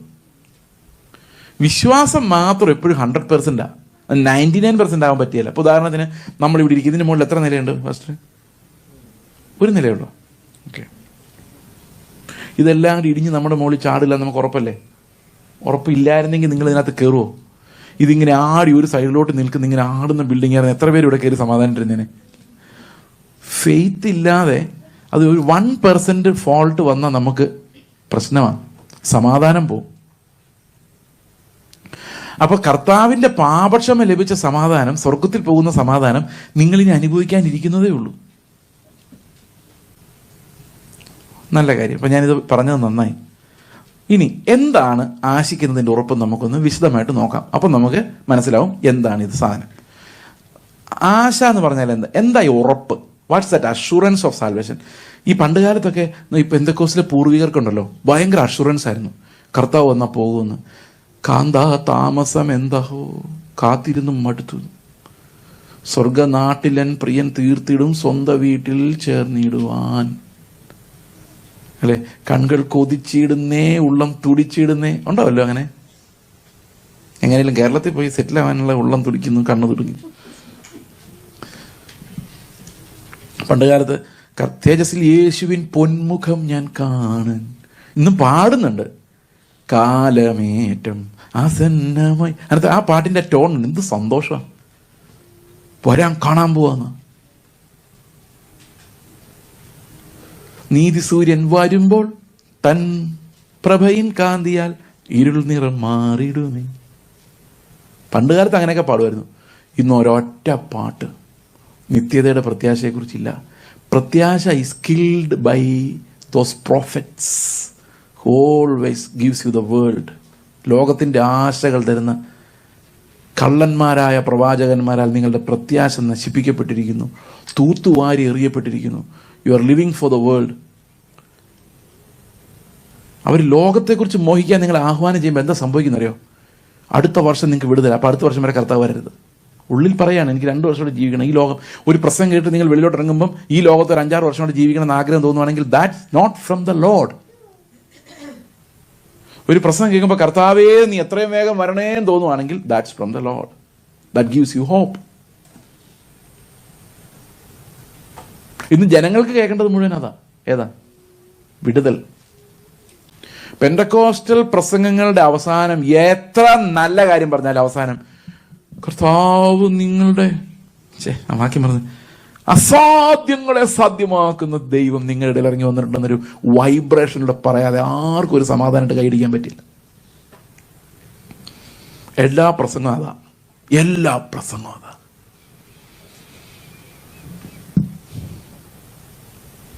ആശിക്കുന്നതിൻ്റെ ഉറപ്പ്. What is that hope? നമുക്കൊരു വാക്യം വായിക്കാം, ഹോപ്പ് എന്താണെന്ന് മനസ്സിലാകാൻ വേണ്ടി. റോമാലേഖനം 8:23 റോമൻസ് ചാപ്റ്റർ 8:23. പലരും ചോദിക്കാറുണ്ട് ദൈവത്തിന്റെ ആത്മാവ് ഉള്ളിലുണ്ടെന്നുള്ളതിന്റെ തെളിവ് എന്താ? ഇതാ തെളിവ്. അല്ല, 23 വായിച്ചില്ല. ആത്മാവെന്ന ആദ്യദാനം ലഭിച്ചിരിക്കുന്ന നാമും. അപ്പൊ ഇവിടെ നാമം എന്ന് പറഞ്ഞാൽ ആരെല്ലാം ആത്മാവിന്റെ ആദ്യദാനം പ്രാപിച്ചിട്ടുണ്ടോ അവരെല്ലാവരും. ഇപ്പൊ തെളിവാണേ, ആത്മാവിന്റെ ആദ്യദാനം നിങ്ങൾക്കുണ്ടോ ഇല്ലയോ എന്നുള്ളതിന്റെ തെളിവ്. എന്താണ് തെളിവ്? ആത്മാവെന്ന ആദ്യദാനം ലഭിച്ചിരിക്കുന്ന നാമും നമ്മുടെ ശരീരത്തിന്റെ വീണ്ടെടുപ്പായ പുത്രത്വത്തിന് വേണ്ടി കാത്തുകൊണ്ടുള്ളിൽ ഞരങ്ങുന്നു. ഓർമ്മയുണ്ടോ ഞരക്കത്തെ കുറിച്ച് കഴിഞ്ഞ ദിവസം പറഞ്ഞത്? ഇതാണ് ആശ. അതായത് ശരീരമാണ് പ്രശ്നവും നമുക്ക് മനസ്സിലായി. എങ്ങനെ മനസ്സിലായത്? വചനം വായിച്ച് മനസ്സിലായി. എനിക്ക് പാവമില്ലാതെ ജീവിക്കാൻ പറ്റാത്തതിന്റെ കാരണം എൻ്റെ ശരീരമാണ്. അപ്പം ആത്മാവ് വന്നു കഴിഞ്ഞാൽ ആദ്യം ഉണ്ടാകുന്ന ഞരക്കം, എങ്ങനെയെങ്കിലും ഈ ശരീരം വിട്ട് യേശുവിൻ്റെ ശരീരത്തോട് പോലുള്ള തേജസ്സുള്ള ശരീരം എനിക്ക് ലഭിക്കണം. അങ്ങനെ ഉള്ളിൽ ഞരങ്ങുന്ന ഞരക്കത്തെയാണ് പ്രത്യാശ എന്ന് പറയുന്നത്. അടുത്ത വാക്യം എന്താ? പ്രത്യാശയല്ലോ നാം രക്ഷിക്കപ്പെട്ടിരുന്നു. ഇംഗ്ലീഷിൽ പല വേർഷൻസിലും it is by this hope that we were saved എന്ന്. തമിഴിലെ ഇന്ത നമ്മക്കം, അതായത് ഞരക്കത്തോടു കൂടിയുള്ള കാത്തിരിപ്പ്. ഇസ് ആശാസേ ഹിന്ദി. ഈ ഞരക്കത്താലല്ലോ നമ്മൾ രക്ഷിക്കപ്പെട്ടിരിക്കുന്നത്. കർത്താവേ എന്ന് നീ വരും, എപ്പം നീ വരും, എനിക്ക് നിന്നെ കാണാതെ വയ്യ എന്ന് പറയുന്ന ആ ഒരു ഫീലിംഗ് ആണ്. ആ ഞരക്കമാണ് പ്രത്യാശ. ആ പ്രത്യാശയുടെ ഉറപ്പാണ് ഫെയ്ത്ത്. ഞരക്കമില്ലാത്തവർക്ക് എന്തുണ്ടാവില്ല? ലോകത്തെക്കുറിച്ച് ആശിക്കുന്നവർക്ക് എന്തുണ്ടാവില്ല? പ്രിയ സഹോദരങ്ങളെ, എന്നോടൊരു പ്രവാചകൻ 2 വർഷം മുമ്പ് പറഞ്ഞു, നിങ്ങളുടെ ശുശ്രൂഷ വളരാൻ പോവാണ്, നിങ്ങൾക്ക് എയറോപ്ലെയിനെ നിറങ്ങാൻ സമയം ഉണ്ടാവില്ല എന്ന് പറഞ്ഞു. ഞാൻ പറഞ്ഞു 2 കാര്യങ്ങൾ അവളോട് പറഞ്ഞു. ഒന്ന്, എനിക്ക് എയറോപ്ലെയിനെ നിറങ്ങിയേ പറ്റൂ. എനിക്കൊന്ന് കുളിക്കണമെങ്കിൽ, എൻ്റെ പിള്ളേരെ കാണണമെങ്കിൽ എനിക്ക് എയറോപ്ലെയിൻ ഇറങ്ങാതിരിക്കാൻ പറ്റില്ല. അല്ലെ പിന്നെ മലേഷ്യൻ എയർപ്ലെയിൻ പോയാൽ പോകണം. ഇറങ്ങിയേ പറ്റുള്ളൂ. Point number 1. പോയിന്റ് നമ്പർ 2, മേലാൽ ഈ വക മോഹിപ്പിക്കുന്ന കാര്യങ്ങൾ, ഞാനത് ഒഴിവാക്കാൻ ചിന്തിക്കുന്ന കാര്യങ്ങൾ കൊണ്ട് നിങ്ങൾ എൻ്റെ അടുത്ത് വരരുത്. I don't want to listen to it. ചിലപ്പം പോകാതിരിക്കാം, പോകാതിരിക്കാം. That's none of my concern. എന്നോട് പറയേണ്ടത് അതല്ല. ഞാൻ ദൈവത്തോട് പറയും, നിങ്ങൾക്ക് വെളിപ്പാടുള്ള ഒരാളാണ്, ഈ മനുഷ്യരെ പ്രസാദിപ്പിക്കാൻ നോക്കി ഉള്ളത് പോകാതിരിക്കാൻ നോക്കിക്കോ. ഇത് സത്യമോ ശരിയോ എന്നുള്ളതല്ല എൻ്റെ factor. Are you kindling that desire in us എന്നുള്ളതാണ് അതിനകത്ത് പ്രശ്നം. ഞാൻ ചിലപ്പം പ്ലെയിനെ പോയി കാണുക ശരിയായിരിക്കും, പക്ഷേ ദാറ്റ്സ് നോട്ട് ദ കേസ്. എന്താണ് എന്നോട് ആ മനുഷ്യൻ പറയേണ്ടത്? ആ മനുഷ്യൻ എന്നോട് പറയേണ്ടത് ഈ ലോകത്തിൽ അങ്ങനെ സംഭവിക്കും, ഇങ്ങനെ സംഭവിക്കുന്നല്ല. ആ മോഹം എന്നിൽ ഉണ്ടാക്കാവുന്ന രീതിയിൽ ആ ഭാഷ വന്നത്. 2003 ഒരു മനുഷ്യൻ എന്നോട് പ്രവചിച്ചതാണ്, നിങ്ങൾ 1 വർഷത്തിനുള്ളിൽ അമേരിക്കയിൽ, 1.5 വർഷത്തിനുള്ളിൽ അമേരിക്കയിലായിരിക്കും. ഞാൻ പറഞ്ഞു ആയിരിക്കില്ല. പുള്ളി പറഞ്ഞു ആയിരിക്കും. ഞാൻ പറഞ്ഞു ആയിരിക്കില്ല. പുള്ളി പറഞ്ഞു ഉറപ്പായിട്ടും ആയിരിക്കും. ഞാൻ പറഞ്ഞു ഏറ്റെടുത്ത് പ്രാർത്ഥിക്കൂല, കാരണം ഞാൻ പോകില്ല. പുള്ളി പറഞ്ഞു പ്രാർത്ഥിക്കേണ്ട, എന്നാലും നിങ്ങൾ പോകും. ഞാൻ പറഞ്ഞു പോകുകയല്ലെന്ന് ഞാൻ പറയുന്നതിന് കൃത്യമായ കാരണമുണ്ട്. അതെന്താ? ഞാൻ പാസ്പോർട്ട് എടുക്കൂല, പോകില്ല. പുള്ളി പറഞ്ഞു നിങ്ങൾ പാസ്പോർട്ട് എടുക്കും, പോവും. പോയില്ല. പ്രിയ സഹോദരങ്ങളെ, പാസ്പോർട്ട് കഴിഞ്ഞ പ്രാവശ്യം ഖത്തറിൽ IPC അവർ വിളിച്ച ശേഷമാണ് ഞാൻ പാസ്പോർട്ട് എടുക്കാൻ പോകുന്നത്. കാരണം അവർ വിളിച്ചപ്പോൾ ഞാൻ പറഞ്ഞു എൻ്റെ പാസ്പോർട്ടില്ല, വേറെ ആരെങ്കിലും വിളിച്ചാൽ എന്ന് പറഞ്ഞപ്പോൾ ഒരു 4 ദിവസം മതി പാസ്പോർട്ട് കിട്ടാൻ. പെട്ടെന്ന് പാസ്പോർട്ട് എടുത്തു. ഞങ്ങൾ പാസ്പോർട്ട് പേര് വെച്ച് നോട്ടീസ് അടിച്ചെന്ന് പറഞ്ഞപ്പോഴാണ് ഗതിയില്ലാതെ പോയി പാസ്പോർട്ട് എടുത്ത്. കഴിഞ്ഞ വർഷമാണ്, അതുവരെ എടുത്തിട്ടില്ലായിരുന്നു. ഇങ്ങനെയൊക്കെ പ്രവചിക്കാൻ, അത് കേൾക്കുമ്പോൾ നമുക്കൊരു കുളിരാ. അത് നമ്മളിലുണ്ടായ നമ്മുടെ പോക്കറ്റ് അങ്ങോട്ട് ഒഴുകിക്കോളും. ഇതെല്ലാം ലോകത്തിലേക്ക് നമ്മളെ പിടിച്ചു. അതാ എൻ്റെ പ്രശ്നം. ഇതിനകത്ത് തെറ്റോ ശരിയോ എന്നുള്ളതല്ല. All these prophecies have strangled us and held us captive in this world. ഈ ലോകത്തിൽ നമ്മളെ ക്യാപ്റ്റീവ് ആക്കി കളഞ്ഞു. ഞാൻ ഇതിലും നല്ലൊരു പ്രൊഫസി എൻ്റെ അപ്പൻ്റെ ജീവിതത്തിൽ നടന്ന എൻ്റെ അപ്പം പറഞ്ഞിട്ടുണ്ട്. ചെറുപ്പകാലത്ത് പുള്ളി മിലിറ്ററി ചേരുന്നതിന് മുമ്പ്, മിലിറ്ററി ആയിരുന്നു, റിട്ടയർ ചെയ്യുന്ന മിലിറ്ററിയിൽ നിന്ന്. അപ്പം ചെറുപ്പകാലത്ത് പുള്ളി ഒരു ഫോറസ്റ്റിൽ, ഒരു ഏലക്കാടിൽ സൂപ്പർവൈസറായിട്ട് വർക്ക് ചെയ്യുക. അപ്പോൾ പുള്ളിയുടെ അടുത്തൊരു ഹിന്ദു കൈനോട്ടക്കാരൻ വന്നിട്ട് പറഞ്ഞു, നിങ്ങൾ ഉടനെ മരത്തിൻ്റെ മുകളിൽ നിന്ന് വീഴുന്നു പറഞ്ഞു. അപ്പം എൻ്റെ അപ്പം പറഞ്ഞു, ഞാൻ ഒരിക്കലും മരത്തെ കയറാറില്ല, മരത്തിൽ നിന്ന് വീഴാൻ സാധ്യതയില്ലെന്ന് പറഞ്ഞു. പുള്ളി പറഞ്ഞു വീഴും, ഉറപ്പായിട്ടും വീഴുന്നു. തന്നെയല്ല, നിങ്ങൾ ഈ പണി നിർത്തി പോവും, നിങ്ങൾ ഗവൺമെൻറ്റിൻ്റെ അറി തിന്നേണ്ട ആളാണ്, ആ നെന്മണി നിങ്ങളുടെ കൈക്കകത്തിരിപ്പുണ്ടെന്ന് പറഞ്ഞു. ആലോചിക്കണം. 2 ദിവസം കഴിഞ്ഞ് പെരുമഴ പെയ്ത് ഒരു മരം പിഴുത് വേരിളകി വേറൊരു മരത്തിലോട്ട് പോയി ചാരി ഇരിക്കുമായിരുന്നു, കയറാവുന്ന രീതിയിൽ. എൻ്റെ അപ്പൻ അതിന് മുകളിൽ വലിഞ്ഞേറി താഴെ വീണു. ഒന്ന് ആലോചിച്ച് നോക്കിയേ. അതുപോലെ ആ ജോലി പോയി. പുള്ളി എറണാകുളത്ത് ചെന്ന് ക്യൂ നിൽക്കുന്ന മട്ടാഞ്ചേരിയിൽ വലിയൊരു ക്യൂ, റിക്രൂട്ട്മെന്റ് പോയി. എൻ്റെ പുറകെ നിന്ന് 400-500 പേരുണ്ടായിരുന്നു. 4-5 പേരെ എടുത്തു. അതിലൊരാൾ പുള്ളിയായിരുന്നു. ഈ പ്രവചനം പുള്ളി 2 അന്യഭാഷയോടെ ചേർത്ത് പറഞ്ഞായിരുന്നെങ്കിൽ പുള്ളി അമേരിക്കയിൽ സെറ്റിലായനെ. So many such unexplained dreams. ഇതൊന്നും ടെസ്റ്റ് ചെയ്യാൻ ഒരൊറ്റ കാര്യമുള്ളൂ. നിങ്ങൾ പ്രത്യാശ വർദ്ധിപ്പിക്കാത്തതെല്ലാം ക്രിസ്തുവിൻ്റെതല്ല. ധൈര്യം ഉണ്ടെങ്കിൽ അങ്ങനെ അങ്ങ് പറഞ്ഞു. ഓക്കെ, മുമ്പോട്ട് വായിക്കാം. 26. ആത്മാവ് നമ്മുടെ ബലഹീനതയ്ക്ക് തുണ നിൽക്കുന്നു. വേണ്ടും പോലെ പ്രാർത്ഥിക്കേണ്ടത് എന്തെന്ന് നാം അറിയുന്നില്ലല്ലോ. അപ്പൊ നമ്മൾ പ്രാർത്ഥിക്കുന്നതെല്ലാം ഈ ലോകത്തിന്റെ മഹത്വത്തിന് വേണ്ടിയാ, വേണ്ടുന്ന പോലെ അല്ല. വേണ്ടുന്ന പോലെ പ്രാർത്ഥിക്കുന്ന ആരാന്നറിയോ? അടുത്ത വാക്യം. ആത്മാവ് തന്നെ ഉച്ചരിച്ചുകൂടാത്ത ഞരക്കങ്ങളാ നമുക്ക് വേണ്ടി പക്ഷപാതം ചെയ്യുന്നു. അപ്പൊ വേണ്ടുന്ന കാര്യങ്ങളാ. നമ്മൾ പ്രാർത്ഥിക്കുന്ന പ്രാർത്ഥനകളെല്ലാം ദൈവം കേട്ടാൽ നമ്മളിപ്പോ ആരായനെ?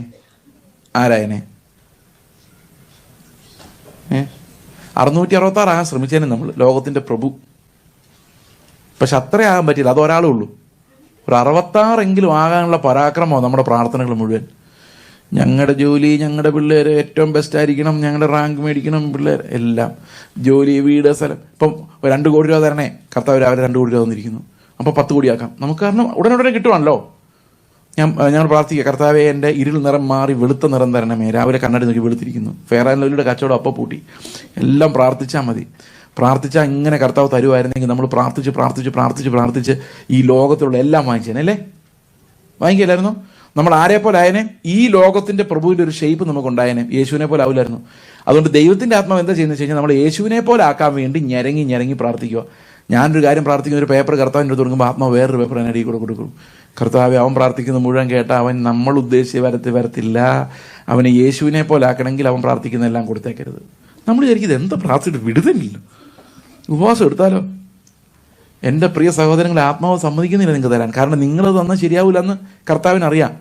അതിൻ്റെ താഴോട്ട് വായിച്ചു നോക്കി. എന്നാൽ ആത്മാവ് വിശുദ്ധർക്ക് വേണ്ടി ദൈവഹിത പ്രകാരം പക്ഷപാതം ചെയ്യുന്നതുകൊണ്ട് ആത്മാവിന്റെ ചിന്ത ഇന്നതെന്ന്. അപ്പം ദൈവഹിത പ്രകാരം ആത്മാവിന്റെ പ്രാർത്ഥന, അതാ ദൈവം കേൾക്കുന്നത്. 28 വാക്യം നമുക്ക് എല്ലാവർക്കും പരിചയമുള്ള വളരെ പ്രശസ്തമായി. എന്നാൽ ദൈവത്തെ സ്നേഹിക്കുന്നവർക്ക് നിർണയപ്രകാരം വിളിക്കപ്പെട്ടവർക്ക് തന്നെ സകലതും നന്മയ്ക്കായി കൂടി വ്യാപരിക്കുന്നു നാം അറിയുന്നു. അപ്പോൾ ഇത് നമ്മൾ സാധാരണ എപ്പോഴും ഉപയോഗിക്കുന്ന ഒരു വാക്യമാണ്. അണ്ടർലൈൻ ചെയ്തിട്ടുണ്ടല്ലേ ബൈബിളിലത്? ചില ആൾക്കാർ ബൈബിൾ, ഒരു പുതിയ ബൈബിൾ വാങ്ങിച്ചാൽ ആദ്യം അണ്ടർലൈൻ ചെയ്താൽ വായിക്കുക 28 എല്ലാം നന്മയ്ക്കാണ്. അപ്പം പാസ്റ്ററെ, ഞാനൊരു നല്ല കല്യാണം നടന്നില്ല, എല്ലാം നന്മയ്ക്കാ ബ്രദറെ. ഇതിനേക്കാൾ വലിയ ആലോചന വരും, നന്മ. ആ ജോലി പോയി പാസ്റ്ററെ, ഇതിനേക്കാൾ നല്ല ജോലി കിട്ടും. ഇതൊക്കെ നമുക്ക് വേണ്ട ആശ്വാസങ്ങൾ. പക്ഷെ ഈ നന്മയാണോ അവിടെ പറയുന്നത് നോക്കി. അടുത്ത വാക്യം. അവൻ മുന്നറിഞ്ഞവരെ തന്റെ പുത്രൻ അനേക സഹോദരങ്ങൾക്ക് ആദ്യജാതനാകേണ്ടതിന് അവന്റെ സ്വരൂപത്തോട് അനുരൂപരാകുവാൻ. അതാണ് അനുഗ്രഹം. അതായത് നമ്മൾ പരിശുദ്ധാത്മാവിന്റെ പ്രാർത്ഥനകളെല്ലാം ദൈവം ഇങ്ങനെ സാങ്ഷൻ ചെയ്യുമ്പോൾ നമ്മൾ വിചാരിക്കും അയ്യോ കഷ്ടപ്പാടായല്ലോ. പക്ഷെ അവസാനം എന്തായി മാറും? ഇതെല്ലാം നമുക്ക് നന്മയ്ക്കായി മാറും. എന്ത് നന്മയാ? അവിടെ എന്താ എഴുതിയിരിക്കുന്നത് നോക്കി. 8:29. അവൻ മുന്നറിഞ്ഞവരെ തന്റെ പുത്രൻ അനേക സഹോദരന്മാരിൽ ആദ്യജാതനാകേണ്ടതിന് അവന്റെ സ്വരൂപത്തോട് അനുരൂപരാകുവാൻ. അപ്പൊ അവന്റെ സ്വരൂപത്തോട് നമ്മൾ അനുരൂപരാകണമെങ്കിൽ ആരുടെ പ്രാർത്ഥന ദൈവം കേൾക്കണം? നമ്മുടെ പ്രാർത്ഥനയല്ല, ആത്മാവിന്റെ ഞരക്കങ്ങൾ ദൈവം കേൾക്കണം. അതുകൊണ്ട് ചില സമയത്ത് നമുക്ക് ശത്രുക്കൾ ഉണ്ടാകുന്ന ആത്മാവ് പ്രാർത്ഥിച്ചിട്ടാ. പറയും ചെയ്സ് സ്നേഹത്തെക്കുറിച്ച് ഭയങ്കര പ്രസംഗം. ഇപ്പം പറയും അവനൊരു ശത്രുവിനെ കൊടുത്താലേ അവന് മനസ്സിലാവുള്ളൂ അവൻ്റെ ഉള്ളിൽ സ്നേഹമൊന്നും ഇല്ലെന്ന്. അപ്പോൾ ഇന്നലെ വരെ എന്നോട് ഭയങ്കര സ്നേഹമായിട്ട് സംസാരിച്ചുകൊണ്ടിരുത്തവൻ ഇന്ന് ശത്രുവായി.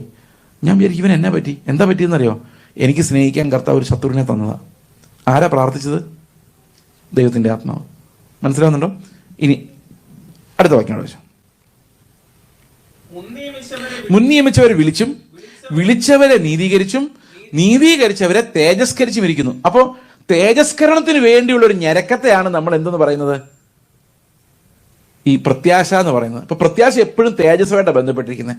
ഞാൻ എൻ്റെ ശരീരത്തിൽ ക്രിസ്തുവിന്റെ തേജസ് പ്രാപിക്കും എന്ന ആ ഞരക്കത്തെയാണ് പ്രത്യാശ എന്ന് പറയുന്നത്. ഈ പ്രത്യാശയാണ് നമ്മൾ രക്ഷിക്കുന്നത്. ഈ പ്രത്യാശയുടെ ഉറപ്പിനെയാണ് നമ്മൾ വിശ്വാസത്തിന്റെ ആദ്യ ഭാഗം. അതാണ്. അതായത് ആത്മാവ് ആർക്കെല്ലാം ഉണ്ടോ അവരുടെ ഉള്ളിൽ എന്തുണ്ടാകണം? യേശുവിനെ പോലെ ആകാനുള്ളൊരു ഞരക്കം അവരുടെ ഉള്ളിൽ ഉണ്ടാകണം. ഉണ്ടായിട്ടുണ്ടോ? ഉണ്ടാകും. എങ്ങനെ ഉണ്ടാകും നോക്കാം. അടുത്ത വാക്യം. മതി. എബ്രായ ലേഖനം 1:11 ഒന്നുകൂടെ വായിക്കാം. 11:1. വിശ്വാസം എന്നതോ ആശിക്കുന്നതിന്റെ ഉറപ്പും കാണാത്ത കാര്യങ്ങളുടെ നിശ്ചയമാകുന്നു. ഓക്കെ, നമുക്ക് ഈ കാണാത്ത കാര്യവും ഇല്ലാത്ത കാര്യമുണ്ട്. ഇല്ലാത്ത കാര്യം, ഈ ഹോളിൽ ഇല്ലാത്തൊരു കാര്യം പറഞ്ഞ്, ഈ ഹോളിൽ ഇല്ലാത്തൊരു കാര്യം, ഫാൻ. ക്ലോക്കില്ലേ? ഉണ്ട്. ഫാനില്ല. ഓക്കെ, നമുക്ക് ഫാൻ മേടിക്കാൻ പൈസ ഇല്ലെന്ന് വിചാരിച്ചോ. ഇപ്പം എന്ത് ചെയ്യാം? പ്രാർത്ഥിക്കാം, വിശ്വസിക്കും ബ്രദറെ ഫാൻ വരും, അല്ലേ? കാറില്ല, ഒരു കാർ വേണം, പ്രാർത്ഥിക്കും ബ്രദറെ, വിശ്വസിച്ച് ബ്രദറെ കാർ വരും. കാണാത്ത കാര്യമാണോ ഇല്ലാത്ത കാര്യമാണോ? ഇല്ലാത്ത കാര്യം. ഫാൻ ഇവിടെ ഉണ്ടായിട്ട് നിങ്ങൾ കാണാത്തതല്ലോ. കാറ് നിങ്ങളുടെ ഗാരാജിൽ കിടന്നിട്ടും നിങ്ങൾ കാണാത്തതല്ലോ. ഇല്ലാത്ത കാര്യം അല്ലേ? അപ്പോൾ ഇല്ലാത്ത കാര്യങ്ങളുടെ നിശ്ചയമാണോ വിശ്വാസം? കാണാത്ത കാര്യങ്ങളുടെ നിശ്ചയമാണോ? ബൈബിൾ എന്താ പറയുന്നത്? അപ്പം കാണാത്ത കാര്യം എന്താ? ഈ റൂമിൽ ഉണ്ട്, പക്ഷെ കാണത്തില്ല. എന്തോ? വായു. വായു ഉണ്ടെന്നുള്ള വിശ്വാസമാണോ അത്? അല്ല. കാണാത്ത കാര്യം എന്താ? 2 or 3 പേർ എവിടെ കൂടിയാലും അവരുടെ നടുവിൽ കർത്താവുണ്ട്. കാണാൻ പറ്റുന്നുണ്ടോ? നോക്കി, കാണാൻ പറ്റുന്നില്ല. ഉണ്ടോ? ഉണ്ട്. അപ്പോൾ ഫെയ്ത്ത് എന്ന് പറയുന്നത് ഇല്ലാത്തൊരു സാധനം ഉണ്ടാക്കുന്നതാണോ, ഉള്ളത് പക്ഷെ കാണാത്തതിനെ കാണുന്നതാണോ? പറഞ്ഞോ. കാണാത്തതിനെ കാണും. ഫെയ്ത്ത് ഒന്നും ചെയ്യുന്നില്ല, ഫെയ്ത്ത് ആ കാഴ്ച കാണിക്കുന്നതേ ഉള്ളൂ. എക്സാമ്പിൾ, ഭൂമി സൂര്യന് ചുറ്റും പോകുന്നുണ്ടോ? നിങ്ങൾ വിശ്വസിക്കുന്നുണ്ടോ അത്? ഭൂമി സൂര്യന് ചുറ്റും കറങ്ങുന്നുണ്ടോ ഇല്ലയോ? പറ. ഉണ്ട്. നിങ്ങൾ വിശ്വസിച്ച് കറക്കി വിട്ടതാണോ, അതോ കാണാത്ത കാര്യം നിങ്ങളങ്ങ് വിശ്വസിച്ചാണോ? വിശ്വസിച്ച് കറക്കിയതല്ലോ, ഇല്ലാത്ത കാര്യം സംഭവിപ്പിച്ചതല്ലോ. വിശ്വാസം ഒരിക്കലും ഇല്ലാത്ത കാര്യങ്ങൾ ഉണ്ടാക്കുന്നതല്ല, കാണാത്ത കാര്യം കാണുന്നതാണ്. മനസ്സിലാവുന്നുണ്ടോ? അപ്പൊ കാണാത്ത കാര്യങ്ങളുടെ നിശ്ചയം എന്ന് പറഞ്ഞാൽ എന്താ? നമുക്കൊരു വാക്യം വായിക്കാം. 2 കൊരിന്ത്യർ ലേഖനം 4:18.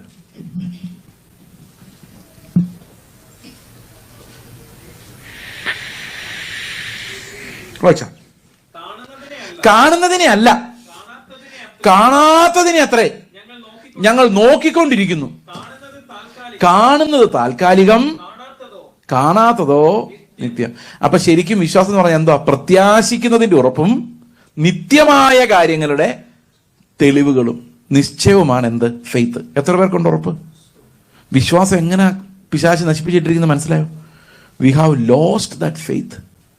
അതായത് രക്ഷാകരമായ വിശ്വാസമില്ലാതെ എല്ലാ മതങ്ങളിലും കോമണായി കാണുന്ന കാര്യസാധ്യത്തിന്റെ വിശ്വാസം മാത്രമുള്ളവരായി അത് പരിപോഷിപ്പിക്കപ്പെടുന്ന ഒരു ജനതയായി ഇന്ന് നമ്മൾ മാറിയിരിക്കുന്നു. കേൾപ്പാൻ ചെവിയുള്ളവൻ കേൾക്കട്ടെ. മനസ്സിലായോ ഞാൻ പറഞ്ഞ എന്താണ്? കാണാത്ത കാര്യങ്ങളിലേക്കല്ല ഇന്ന് നമ്മുടെ പ്രസംഗങ്ങൾ നമ്മളെ ആകർഷിക്കുന്നത്, ഇല്ലാത്ത കാര്യങ്ങൾ ഉണ്ടാക്കി ഈ ഭൂമിയിൽ കുറച്ചുകൂടെ നല്ലപോലെ ജീവിക്കാനാണ്. അപ്പൊ എന്താണ് ഈ കാണാത്ത കാര്യങ്ങൾ? നമുക്ക് നോക്കാം. നിത്യമായ കാര്യങ്ങൾ. 5 മിനിറ്റേ ഉള്ളൂ, ഞാൻ നാളെ വിശദമായിട്ട് കാണാം. പക്ഷെ അതിൻ്റെ ഒരു പ്രിയാമ്പിൾ, എന്താണ് ഈ സാധനം എന്ന് മനസ്സിലാക്കാൻ വേണ്ടി, സമാധാനമായിട്ടൊന്ന് കിടന്നുറങ്ങാൻ വേണ്ടി. ഈ ചില ചൈനീസ് സാധനങ്ങൾ നമ്മുടെ നാട്ടിൽ പണ്ട് പറയുമായിരുന്നു, ഓ ചൈനയാ. ചൈന എന്ന് പറയുന്നത് അർത്ഥം അധികം നാൾ ഓടില്ല എന്നർത്ഥം, കാലം കുറവാന്നർത്ഥം. ഓ മെയ്ഡ് ഇൻ ജപ്പാനാ എന്ന് പറഞ്ഞാലോ, കുറച്ച് കാലം ഓടും. അപ്പോൾ 2 സാധനം നിങ്ങൾക്ക് തന്നെ, ചൈന വേണ്ടത് ജപ്പാൻ, ഏത് മേടിക്കും? ജപ്പാൻ അല്ലേ? എന്താ കാരണം? കൂടുതൽ നാളോടും. അപ്പോൾ കാലം, ഈ കാലം കഴിഞ്ഞ് ഒരു സാധനം നിൽക്കുമെങ്കിൽ അതിനെ നിത്യം എന്ന് പറയാം. അതായത് ഇറ്റേണൽ എന്ന് പറഞ്ഞാൽ ഒരിക്കലും അത് പോവില്ല. പണ്ട് ഈ മൊബൈൽ ഫോൺകാർ ഈ 2008, 2010 നമ്മളൊരു പറ്റിക്കൽ പറ്റിച്ചു കേരളത്തിൽ. നിങ്ങൾക്ക് ലൈഫ് ടൈം വാറണ്ടി തരുന്നെന്നും പറഞ്ഞുകൊണ്ട് 2025 വരെ 2026 വരെയൊക്കെ ലൈഫ് ടൈം വാറണ്ടി തന്നു. അപ്പോൾ നമ്മളന്ന് വിചാരിച്ചിട്ടുണ്ട് ചത്തു പോകുന്നവരുള്ള വാറണ്ടി എന്നാണ്, ഇറ്റേണൽ. പക്ഷെ അവർ പിന്നെ അത് ക്ലിയർ ചെയ്തു, ഞങ്ങളുടെ ലൈസൻസ് തീരുന്ന 2029 വരെയാണ്. പക്ഷെ ഇപ്പോൾ അവന്മാർ അതെല്ലാം മാറ്റി, എല്ലാം എടുത്ത് കളി. നമ്മളോട് പറയാതെ, നമ്മുടെ സമ്മതം ഇല്ലാതെ എല്ലാം എടുത്ത് മാറ്റി. ഇറ്റേണൽ എന്ന് പറഞ്ഞാൽ എത്ര ടൈം പോയാലും പോകാത്തത്, സമയത്തിനപ്പുറത്തുള്ളത്, അതിനെയാണ് നിത്യമെന്ന് പറയുന്നത്. അപ്പം നിത്യത, കാണാത്ത കാര്യങ്ങൾ എന്താണെന്ന് അവിടെ പറഞ്ഞിരിക്കുന്നത്? നിത്യമായ കാര്യങ്ങൾ. ഇനി ഞാൻ നിങ്ങളോടൊരു ചോദ്യം ചോദിക്കാം. ദൈവം ആദ്യം സൃഷ്ടിച്ചത് എന്തോ? ആദ്യം സൃഷ്ടിച്ചെന്താ? ലോകത്തിൽ ആദ്യം സൃഷ്ടിച്ചെന്താ? ആകാശം ഭൂമിയും ആണോ? Are you sure? ഉൽപ്പത്തി 1:1 ഒന്നുകൂടെ വായിച്ചേ. മനസ്സിൽ വായിച്ചാൽ മതി, അറിയാലോ, കാണാതെ അറിയാലോ. ബൈബിൾ തുറക്കണ്ട. എന്തോ ആദിയിൽ ദൈവം ആകാശം ഭൂമിയാണോ ദൈവം ആദ്യം സൃഷ്ടിച്ചത്? അല്ല, ടൈമാ. ആദിയിൽ, ഇൻ ദ ബിഗിനിങ്. അതുവരെ ക്ലോക്ക് അനങ്ങുന്നില്ലായിരുന്നു, ടൈം ഇല്ലായിരുന്നു, ഇങ്ങനെ നിശ്ചലമായിരുന്നു. നിശ്ചലം എന്ന് പറഞ്ഞാൽ ദൈവത്തിന് നിശ്ചലമായിരുന്നല്ല അർത്ഥം, ടൈം നിശ്ചലമായിരുന്നു. എന്ത് ചെയ്താലും സമയം എന്ന് പറഞ്ഞൊരു സാധനം ഇല്ല. ചിന്തിക്കാൻ പറ്റുന്നുണ്ടോ? നിങ്ങളുടെ ബ്രേക്ക്ഫാസ്റ്റ് കഴിച്ചായിരുന്നോ? എപ്പോഴായിരുന്നു? ഒരു സമയം ഓർമ്മ വന്നില്ലേ? ബ്രേക്ക്ഫാസ്റ്റ് എന്ന് കേട്ടപ്പോഴേ ഒരു സമയം ഓർമ്മ വന്നില്ലേ? ഇന്നത്തെ ബ്രേക്ക്ഫാസ്റ്റ് ആയിരിക്കില്ല, ചിലർക്ക് നാളത്തെ ബ്രേക്ക്ഫാസ്റ്റ് ഓർമ്മ വന്നു കാണുമായിരിക്കും. അപ്പം സമയം. പിള്ളേരുടെ കാര്യം ആലോചിച്ച് നോക്കി, പെട്ടെന്നൊരു സമയം. 10ാം ക്ലാസ് ഒരു പാസ്സാവുന്ന എപ്പോഴായിരിക്കും? കല്യാണം കഴിക്കുന്ന എപ്പോഴായിരിക്കും? ടൈം. അല്ലെങ്കിൽ അവരുണ്ടായ സമയം. അല്ലെങ്കിൽ സമയം എന്ന് പറഞ്ഞൊരു സാധനം ഇല്ലാതെ നമുക്കൊന്നിനെക്കുറിച്ചും ആലോചിക്കാൻ പറ്റില്ല. നാളത്തെ ബൈബിൾ സ്റ്റഡിയെ കുറിച്ച് ആലോചിച്ചേ, സമയം. പെട്ടെന്ന് സമയമല്ലേ വന്നത്?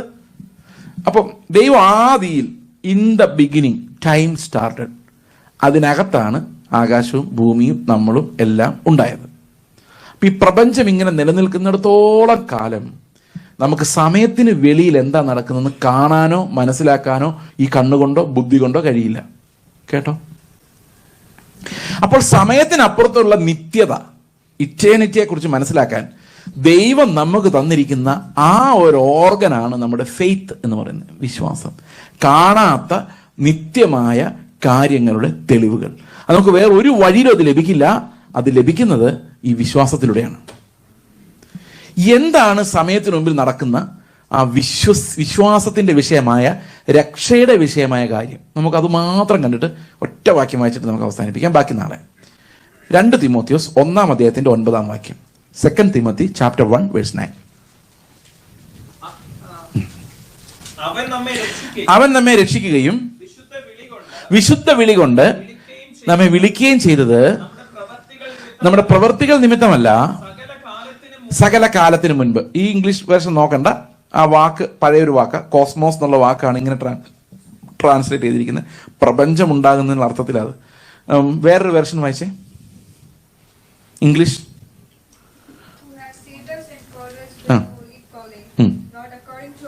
Not according to our works, but according to his own purpose and grace which was given to us in Christ Jesus before time began. Before time began. കണ്ടോ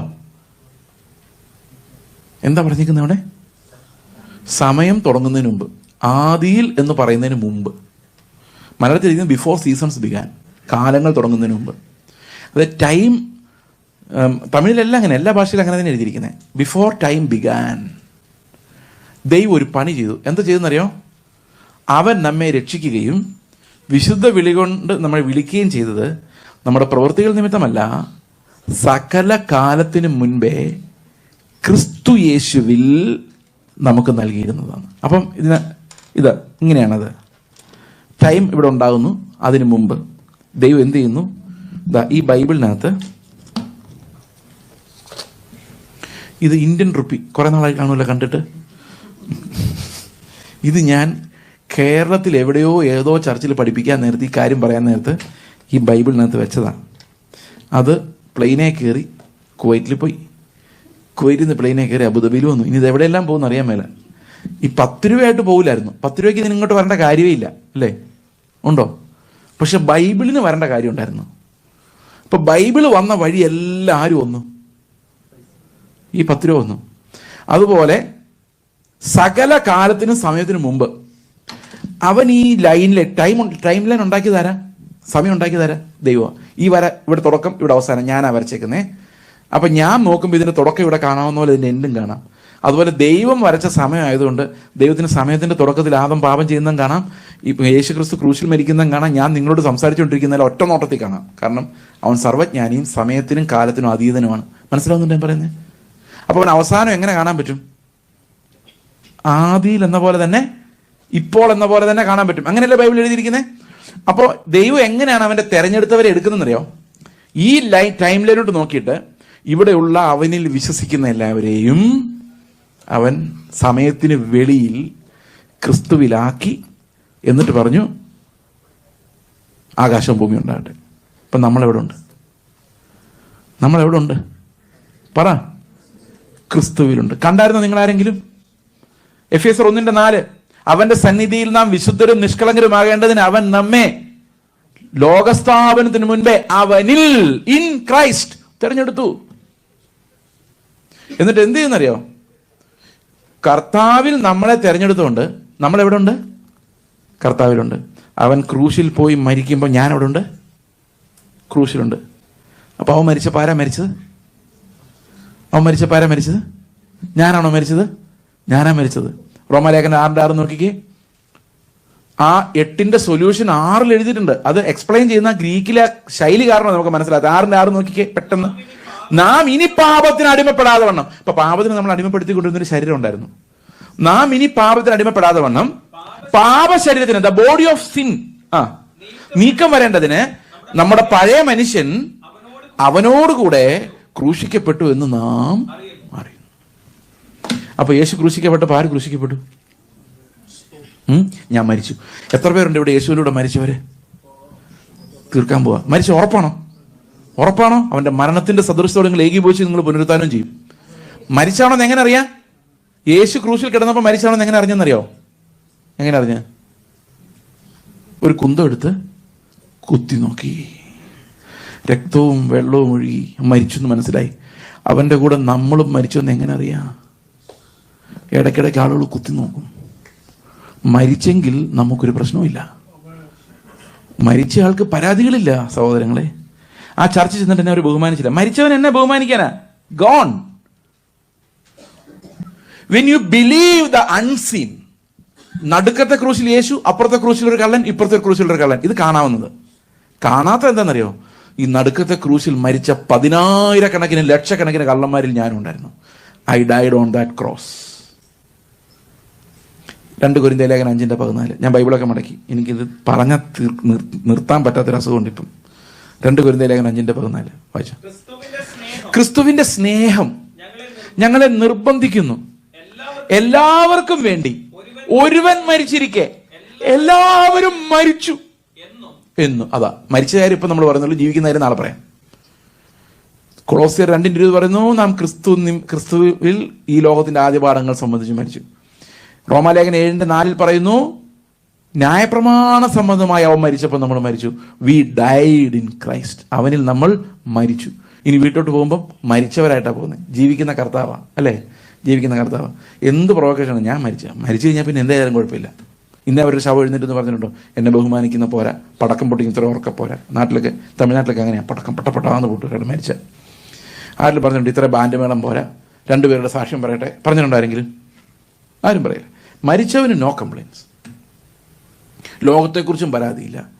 പിശാച് പറയാം. അപ്പം ഒരുവൻ എല്ലാവർക്കും വേണ്ടി മരിച്ചിരിക്കേ എല്ലാവരും മരിച്ചു അല്ലേ? ഇപ്പം ഞങ്ങൾക്ക് 4 പിള്ളേർ, ഞാൻ 4 പിള്ളേരുടെ ഫീസ് കൊണ്ടുപോയി സ്കൂളിൽ അടച്ചു. 4 പിള്ളേരുടെ ഫീസ് അടച്ചത് ഞാനാണെങ്കിൽ രസീത് ആരുടെ പേരിലാണ് കിട്ടുന്നറിയോ? ഈ 4 പിള്ളേരുടെ പേരിലാണ് കിട്ടുന്നത് അല്ലേ? അപ്പം യേശു ആ ക്രൂശിൽ മരിച്ചത്, പക്ഷെ മരിച്ചു എന്നുള്ള രസീത് ആരുടെ കയ്യിലാണ് കിട്ടേക്കുന്നറിയോ? നമ്മുടെ പേര്. എത്ര പേരുടെ കയ്യിലെ രസീതുണ്ട്? അപ്പം പിശാച് പറയും, നാളെ നിന്നെ ഞാൻ കൊല്ലും, നിനക്ക് രോഗം വന്നിച്ചാവും. ഞാൻ എന്താ പറയുന്നത് അറിയോ? ഓൾറെഡി ചത്തവൻ ഇനി എന്നെ കൊല്ലാൻ. Nothing, we will only be promoted to heaven. ഇങ്ങനെ പറയുന്നതിനെ പിശാചിന് പേടിപ്പിക്കാൻ പറ്റില്ല. When you overcome the fear of death by the death of Christ on the cross, ഒരു പിശാചിനെ നമ്മൾ പേടിപ്പിക്കാൻ പറ്റില്ല. നമ്മൾ ഈ ലോകത്തെക്കുറിച്ച് കൺസേൺഡ് ആകുമ്പോൾ അവൻ ഈ കഴിഞ്ഞ ദിവസം ഒരു പ്രവാചകൻ പ്രവചിച്ചു. എനിക്കിതിപ്പോൾ പറയുമ്പോൾ തന്നെ വിഷമമായിട്ട് തോന്നുന്നുണ്ട്. നിന്നെ സമയത്തിന് മുൻപേ നിത്യതയിലേക്ക് തള്ളിയിടാൻ പിശാച് ആലോചന ചോദിച്ചുകൊണ്ടിരിക്കും.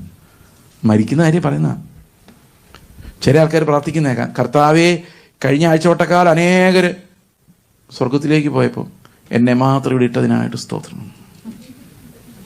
എൻ്റെ പ്രിയ സഹോദരങ്ങളെ, ഈ മരണത്തെ ഇപ്പോഴും ഭയപ്പെടുന്നുണ്ടെങ്കിൽ നിങ്ങൾ ക്രിസ്തുവിനോട് മരിച്ചിട്ടില്ല. എല്ലാവർക്കും ഒരു മരണമുള്ളൂ. നമ്മുടെ മരണം അവൻ്റെ കൂടെ തീർന്നുപോയി.